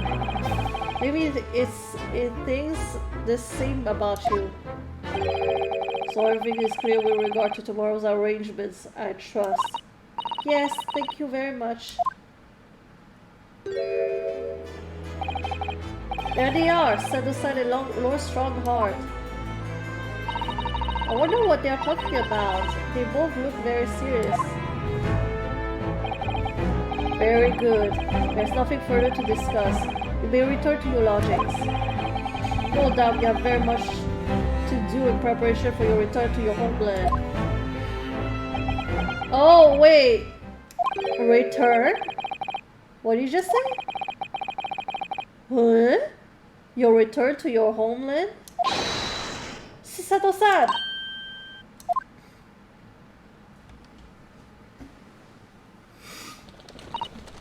Oh, Mr. Naruto. What was that all about?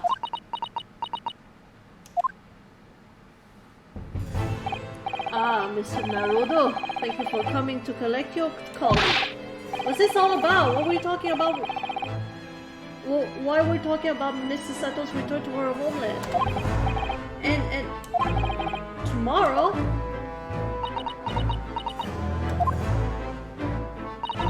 Tomorrow? But what about Ginny's trial? You mean she's been formally charged now? Oh dear.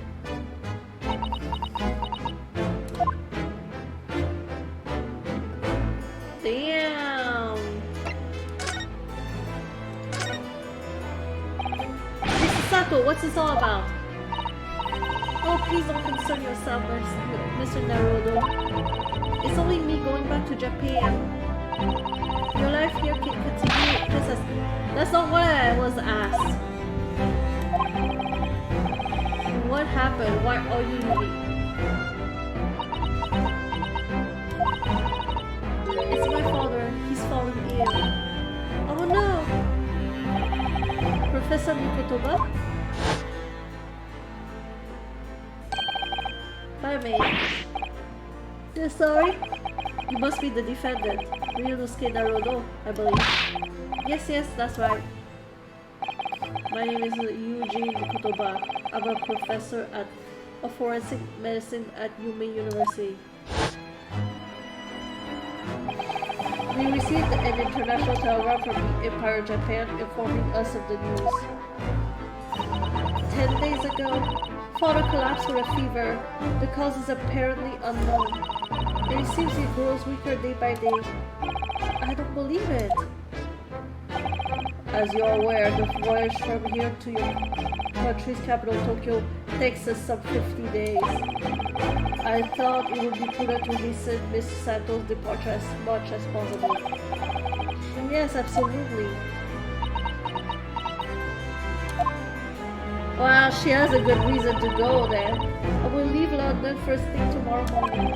I can't believe this is happening. Damn, that sucks. So Gina has been charged?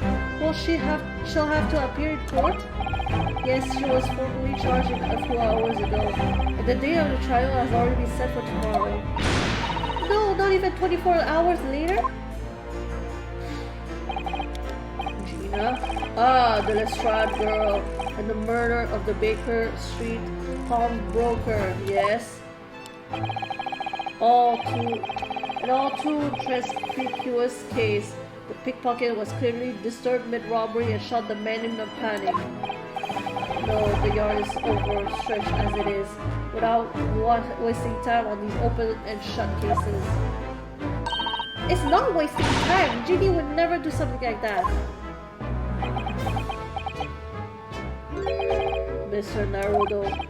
Oh, yes, Lord Strongheart? Difference of your fine services to date, I shall overlook this young girl's insolence.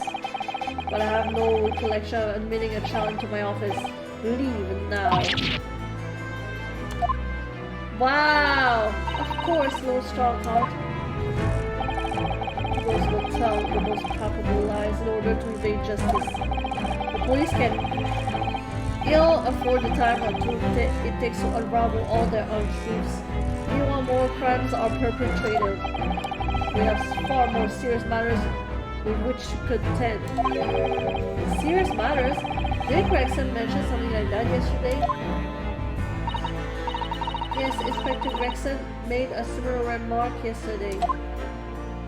It's no concern of yours, though I am sure I need not to remind you of that.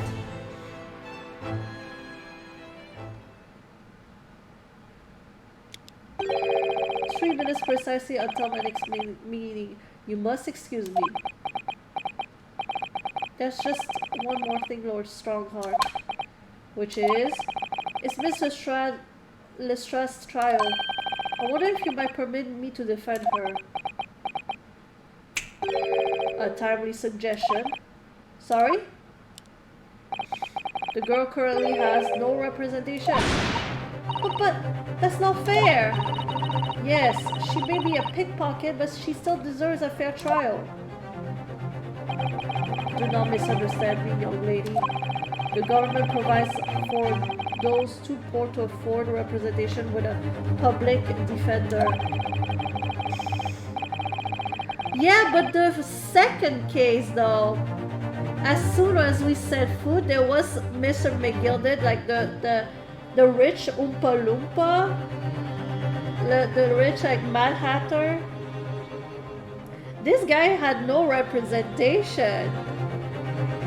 So now you're telling me that everybody gets representation? I don't believe you. I don't believe you, because if it was a case, you already have a lawyer to defend Mr. McGilded. I'm just saying. Well, he does look like a Oompa Loompa. I'm just saying. The accused need only sign the relevant paperwork, and a defense barrister will be assigned to the case. However, the young girl in question has refused that right. Why would she do that? A question you would do well to direct to at Miss Lestrade. You'll find her at the local prison. I already been there. Yes, thank you. Now then, it's time I was leaving. Good day to you. What a day. Gina charged with murder, Satosan about to leave.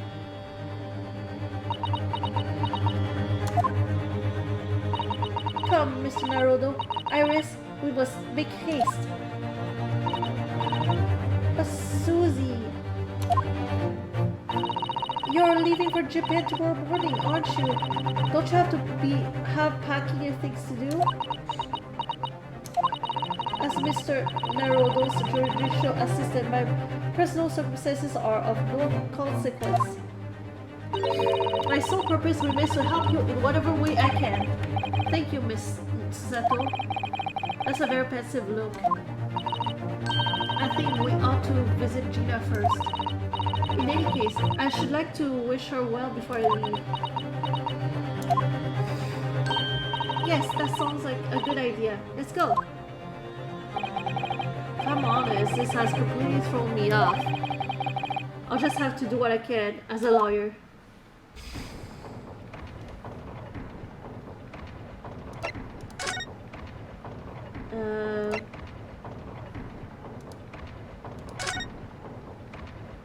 Okay, let's go back to prison.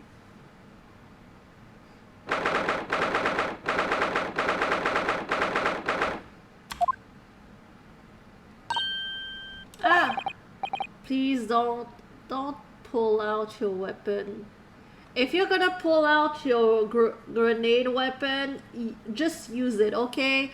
I don't want you to pull it out and just stare at me with the barrel towards me and not fire, okay? Don't waste my time, okay? If you're gonna fire, fire! Go again, Gina. Okay, now you better fire at him, okay? You're wasting my time here. What are you lot doing here for now? To have that muzzle of that grenade launcher shoved in our faces yet again, obviously. See, she's not shooting at us. What a coward. I think I need to improve the way you load the ammunition into that thing, don't I?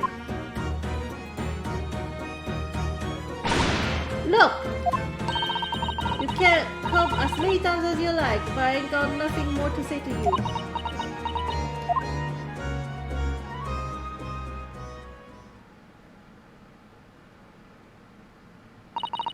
Gina, I wonder if you might hear me out. There's something I'd like to say. What? I'm sorry to say that I must reluctantly bid you farewell. Huh? Farewell? Tomorrow I must begin my journey back home to Japan. I fear we may never meet again. Oh, right. I've had the pleasure of meeting so many lovely people here in London. I have so many wonderful memories. And yet, as things stand now, it will be a glum party indeed. Poor Iris is so miserable. Susie. Well, oh, that ain't my business. Both Iris and Mr. Naruto believe you to be innocent, Gina. They put their faith in you. But somehow you can't find it in your heart to put your faith in them. Yeah, that's right, I can't. What of it? It grieves me greatly to have to say goodbye to my friends when they are so clearly unhappy. Because of you. What? It's my fault? Yes. So I have one final request, Gina, before our path never cross again. Right here and now. I want you to show both of them that you don't deserve the faith they invested in you. Eh? Only by doing that will you truly be as alone as you claim to be. What are you talking about? What do you expect me to do, eh? You told us that everyone lies. So prove it by admitting one of your own untruths. What about what you said before, GD? You said something about unforgivable lies. You must tell Mr. Naruto and Iris the truth now. That is my last request before I leave. My last request as a judicial assistant. No, I can't. Whatever these lies are, they're obviously weighing heavily on Gina's mind. Gina, I could be wrong, but is it something to do with what happened 2 months ago? Something about that trial? The one in which Magnus McGilded was acquitted?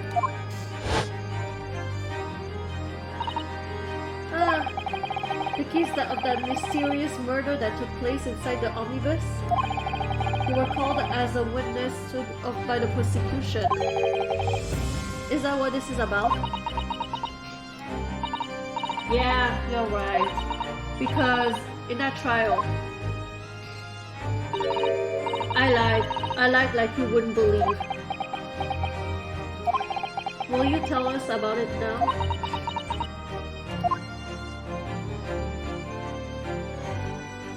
Ooh, we'll finally get the juice, the real juice. Like you said, it all happened 2 months ago. The coppers got hold of me and shoved me in the witness stand. And based on your testimony, Mr. McGilded was declared innocent. I forgot how she made like him like I don't remember the details of case number 2. It's been too long.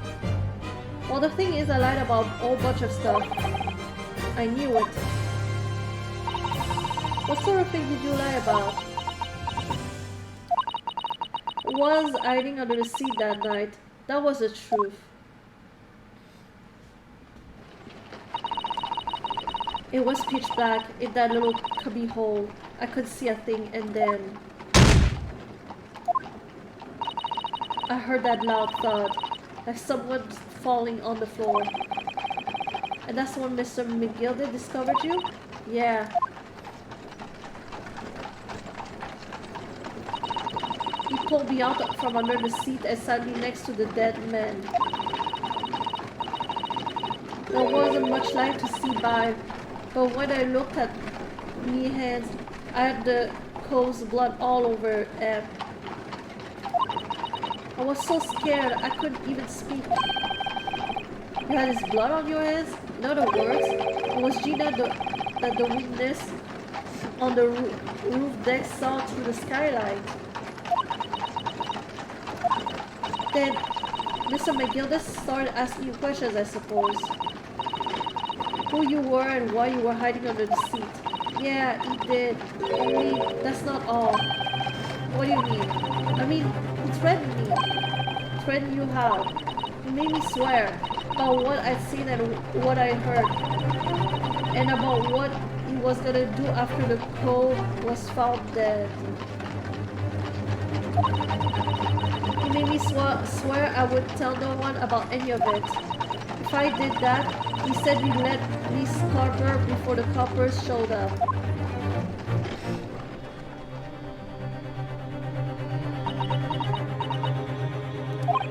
Gina, you must tell me what he swore you to secrecy about. What you saw, what you heard, everything.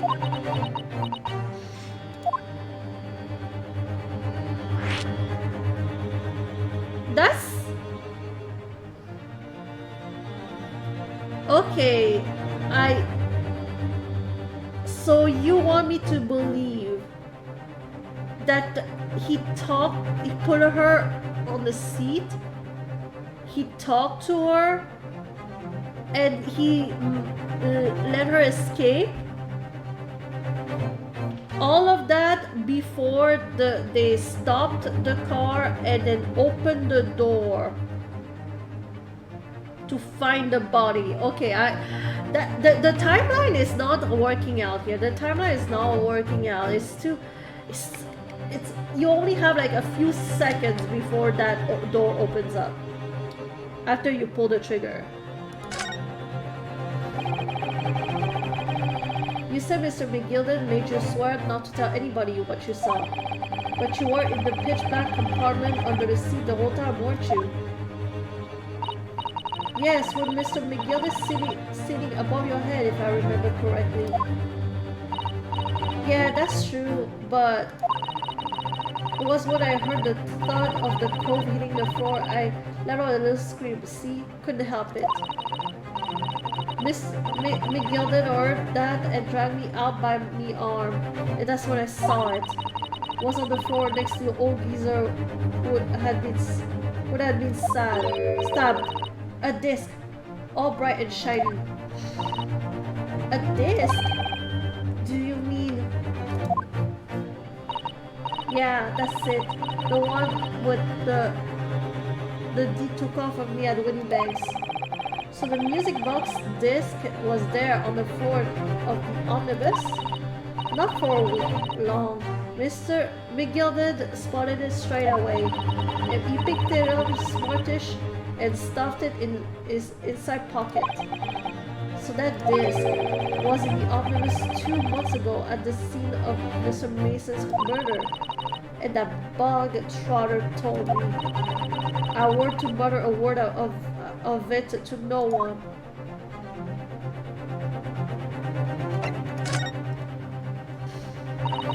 Because it was so dark under the seat in the cab. I was straining my ears the whole time. After a while, I heard the door and footsteps inside the cabin. Presumably, that was Miss McGilden getting on board.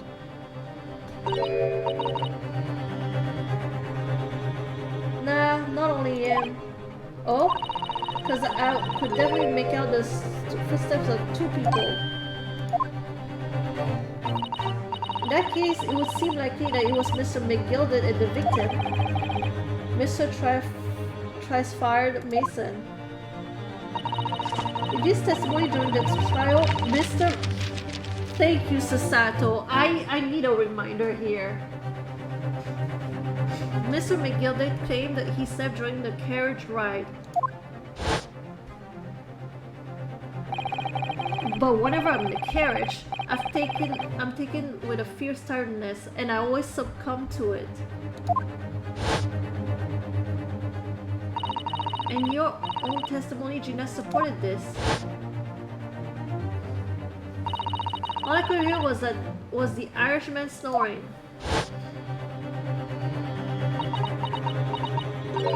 Yeah, that weren't exactly true. Neither of them was asleep. I could hear them talking the whole time, in low voices. What? What were they talking about? Sorry, I don't know. The sound of the horses and the wheels were too loud. But that still tells us something. Mr. McGilden and the victim knew each other. So McGilden was lying as I suspected.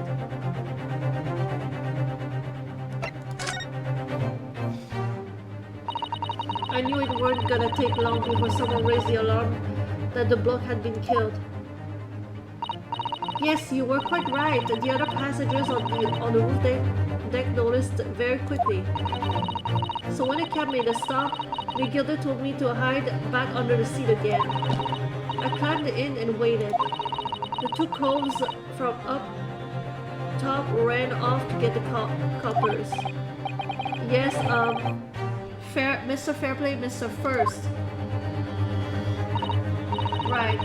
And after they gone, McGilden asked the driver to do him a favor. A favor? Now then, fella, what I need you to do is to take this coat of mine and deposit it with a nearby pawnbroker. And for your troubles, let's see now, I'll give you 10 guineas. A nearby pawnbroker? You mean on Baker Street?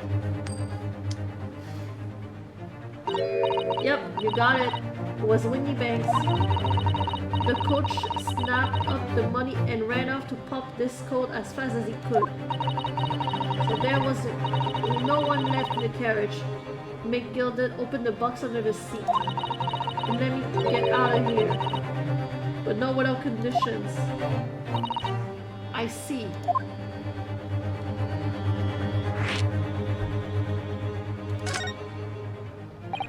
What were Mr. McGilden's conditions then? For letting you go free, I mean. Not telling a soul, not for anything, about what I saw and what I heard. And there was something else as well. There's more? Yeah, this is the most important thing, he said. I'm after sending the coachman on a little errand for me with some small change in his hand. Now then, did you hear what I asked of him? Did you see anything at all? You asked me to go pop your weasel, right? The fiend's taken me overcoat to deposit with a pawnbroker's about. And what I want you last is to take the redemption ticket for it. Do you understand? What? You want me to have the ticket? That's right. I'll come fetch it from you later. Sometime within the next 2 months. You're to hang on to it until the exact clear, and whatever you do, don't lose it. Alright then. In case I might happen to be delayed at all, you have to go to the pawn shop with the banks, so it is, and you have to extend the loan for the 2 months is up. You forget the article will be forfeited and any other fiend could come along and buy it. Hey, but I ain't got that kind of brass. Here's £5. That should be enough. Do we understand each other, lass? Don't try anything funny now. If you go against me, yeah, I get it. Good. And one more thing. In a few days from now, you'll be visited by the police, have no doubt. The coppers? Aye, they'll come asking you if you take the stand in court to testify as a witness. So let's just have a wee chat about that, shall we? What is it you might say? What is it you want?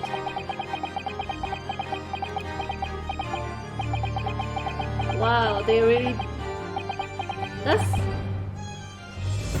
Wait, they had the conversation while waiting for the others? Okay, no.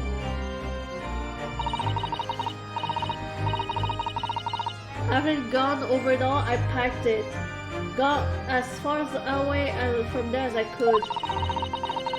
Hid the poor broker ticket in some bushes near the scene. I went to fetch it the next day once it got dark. So McGilden planned it. Of course, Gina into giving false testimony.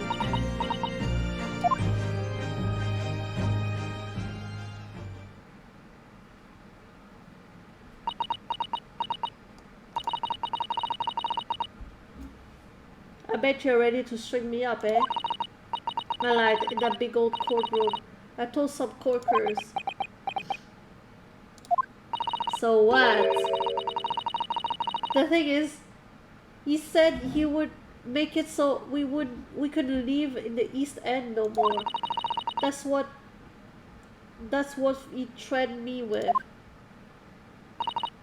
What a wicked man! He knew everything what went on in the back slums. He knew we had no one to look after us, and we was all just looking out for each other, getting by together. So you mean Mr. McGilden would have, in a heartbeat, would have had the lot of us chased out of there if we wanted. And then where could we have gone, eh? Nowhere, that's where. I hate reading this. I hate reading Gina's dialogue. So I didn't have no choice. Thank you, Gina, for telling us everything. But I'm for it now, eh? Go on, admit it. You must be livid. Well, you can make a mess by doing a simple favor. A favor? What? Sign up the representation papers for tomorrow's trial. Hey!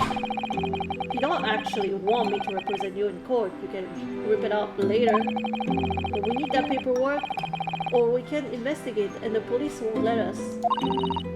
Investigate what? The scene of the incident last night. Mr. Schultz was shot, you see. You what? Harry's having a big operation right now, Ginny. Is it bad? Is he gonna be alright?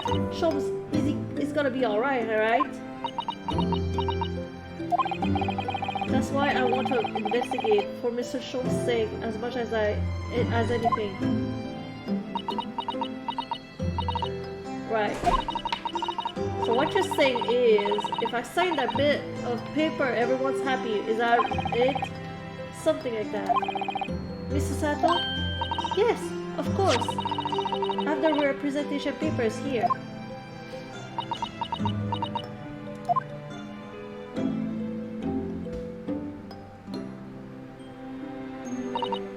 I don't need no one to stick up for me though. No laws or nothing.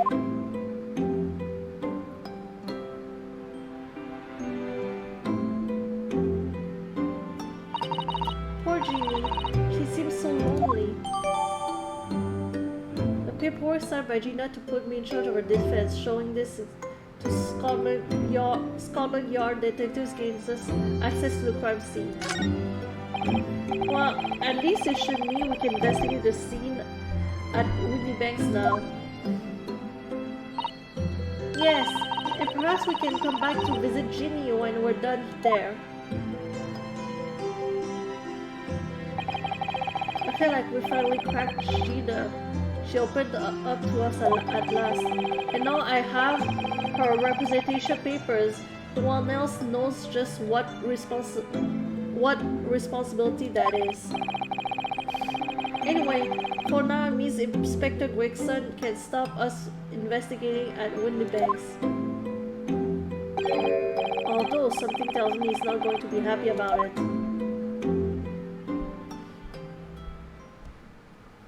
Oh, we just finished another part?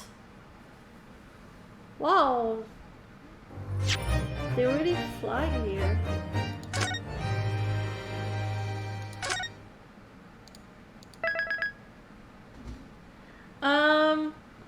I'm going to play, I'm going to play for another, like, 30 minutes, I think. 20-30 minutes, and then I'm going to stop for the night.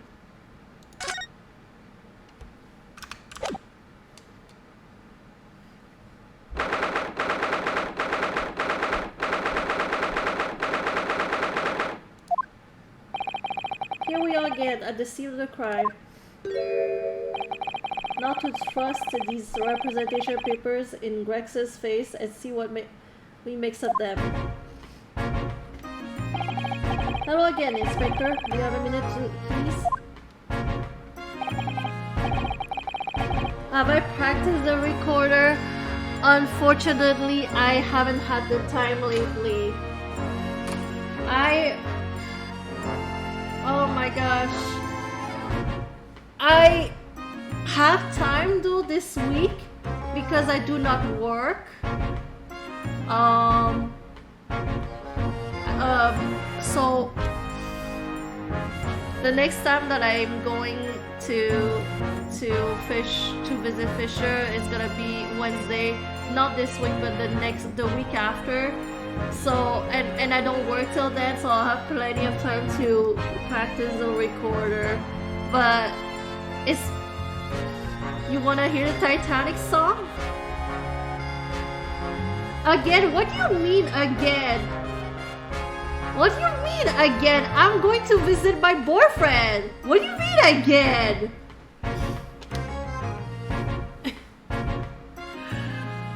Like, what do you think I enjoy? Do you think I enjoy like spending time away from my boyfriend? I don't. I just got back. I know. I'm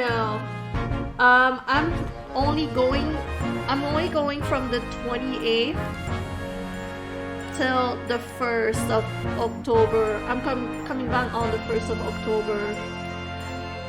I know I'm going a lot, but after that we're not gonna be able to see each other for a long time. I feel like we don't know when's gonna be the next time after that we're gonna be able to see each other, because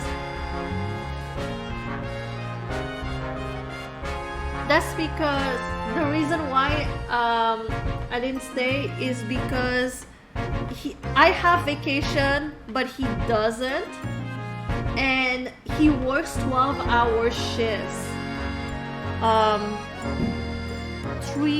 It alternates 3 days a week, and then 4 days a week, and it goes back to 3 days a week, and then 4 days a week. So he alternates, but those are like 12-day shifts, 12-hour shifts. I mean, so when he's not working, he's sleeping, dying. So if I stayed, I would have been very bored. I wouldn't even see him really. So the reason I'm not going this weekend is because he's going to be he will only have like a 3-day weekend, but the week after that he'll have a 4-day weekend. So that's why I'm going next week instead of this Wednesday.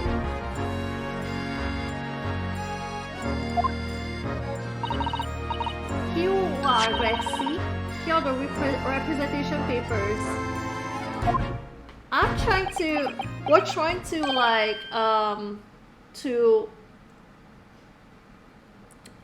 see what we would want to do. What we would want to do in Vermont for this October.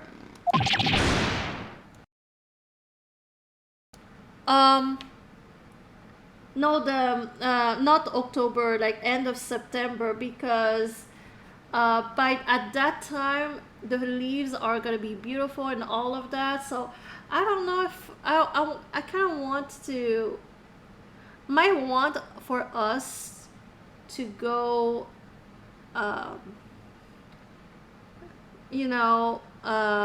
do something outside, an activity. I don't know. We'll figure it out. I told Fisher that I want to go apple picking. I also told him that I wanted to like visit like a pumpkin patch. And he was like, why would you want to do that? And I'm like, because it's fall. I want to do some fall seasons activities. And he's like, yeah, but it's a boring pumpkin patch, boring pumpkin village, boring. Hey, right? Yeah, like I want to do the traditional fall season, like autumn season activities. Excuse me. Let me be basic, okay? Let me be basic. Okay, hold on. I need to go and blow my nose.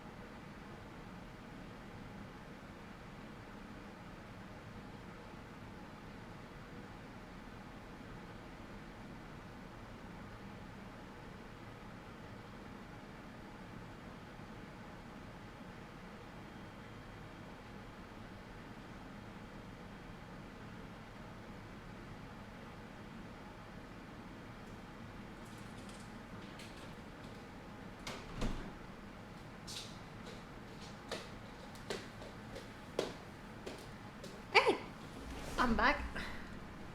With pumpkin spice lattes, listen. Okay, I heard from some people who are working at certain Starbucks or like attending some Starbucks that they came in and they were like, they were out of pumpkin spice latte. They didn't have any pumpkin spice lattes anymore. And we were like, what? How? And that's because everybody's like has been like ordering pumpkin spice lattes as soon as it became like available. Oh, thank you so much for coming in, Rex. I appreciate that. Welcome. Sugar, we're glad you're here. Yeah, have a good lurk. Appreciate it. Yes, we be basic bitches, okay? We all this season it's all about the pumpkin spice lattes. We're gonna be ordering them like until it runs out of it, like it goes like kaput. No more in all the Starbucks. Yay! Good luck with your presentation, Rex. I wanna do the autumn activities, the basic ones, you know those photos like of the girls with the Uggies. And the little sweaters and everything. I want to be basic like that, okay? I want to be Starbucks basic. Like those white girls with the Uggies.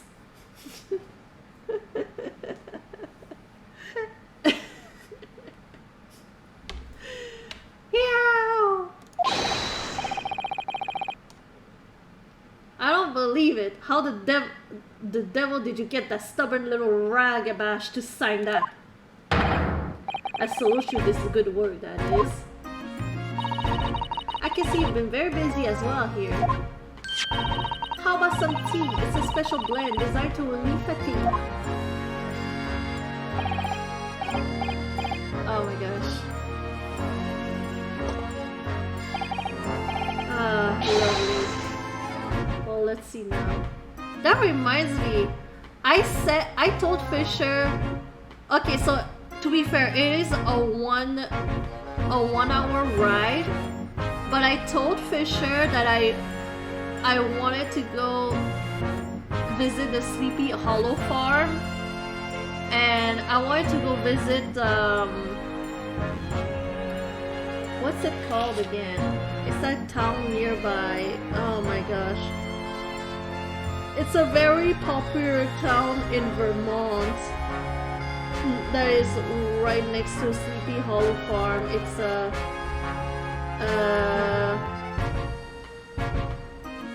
hold on. Woodstock.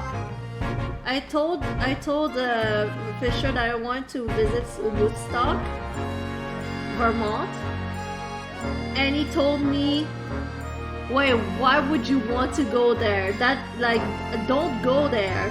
And I'm like, but I want to visit the cute little historical town and the cute, like, little, and the cute farm, you know?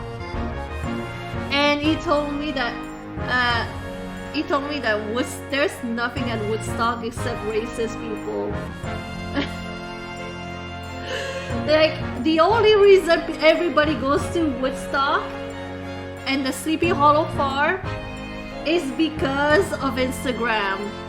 That's the only reason people go there. It's a very Instagrammy place. But it looks so cute on the photos. I want to see it for myself.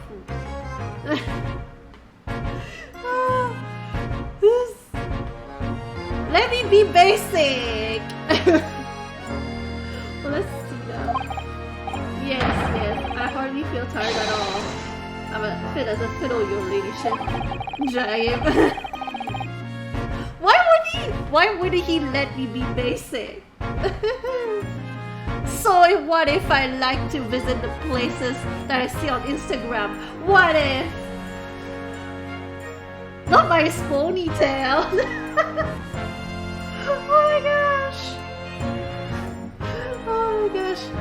be fair though, to be fair, he did like bring me on a scenic drive on Friday. We did go on a scenic drive. We went to the farmers market where he used to go to when he was like younger. Like he would go to the farmers market like every week, and fortunately we were passing by and there was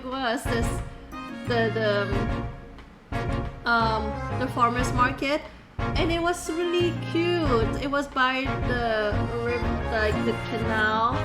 It was very, very, very cute. Helping people's what I'm all about. Oh my gosh! Oh my gosh! Wait, hold on. Did I get like a raid? Oh my gosh! Hi! Oh my gosh! Jetpack! Sugar, we're glad you're here. Welcome! How are you doing? Thank you so much for the raid. I appreciate that. How are you doing? You were playing Tomb of the Lost Queen? That's awesome. Thank you so much for the raid, although I was I'm gonna end the stream soon though, but not too soon, not too soon. Like I still have like 20 minutes in me. You just finished that game? That's awesome. By the way, so since you rated, it's time for the Trivial Pursuit game. Please, Jetpack, do exclamation point spin to get the category, the question. You just yeah, no, I'm trying to stream less than I usually do because I always end up streaming like I'll always end up streaming 5 to 6 hours, and I'm done with that. I need to start like reducing the amount of hours that I stream. Okay, so we got I think it's kind of a it's kind of pink, but like not pink. It's like a purple pink. So the category is binge worthy. Everybody can answer the question. Anybody can participate. Google is allowed as long as you are the first person to answer the question correctly in the chat. And if you do, you get a 1 point and feature on the leaderboard over here. Alright, so the question is, what long-running 80s primetime sutsur was rebooted in 2012 and featured a new generation of the Ewing family? Oh my gosh, I'm so sorry. I'll restart. What long-running 80s primetime sutsur was rebooted in 2012 and featured a new generation of the Ewing family? It's not Baywatch. It's not Dynasty. It's a good guess though, but it's not Dynasty, no.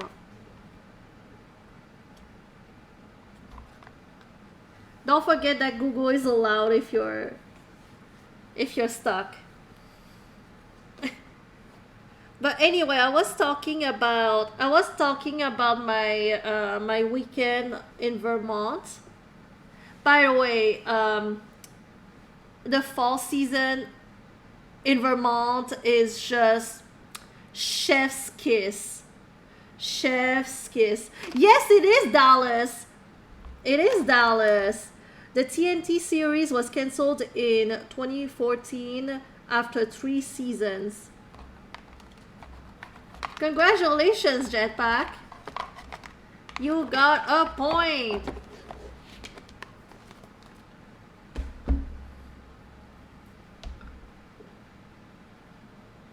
Alright, let me add you. Are you already on there? I feel like... Oh, yes, you are. So this is gonna be your second point.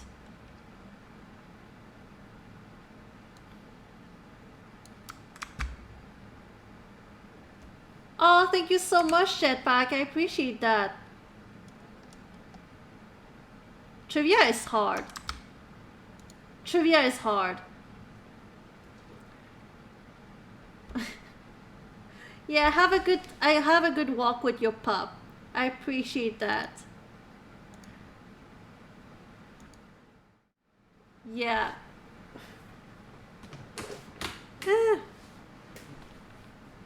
All right. Let's get back into the game. Although honestly though, I don't feel like playing this game. I feel like just talking about my weekend and ending the stream. That's what I feel like doing. I'm gonna save.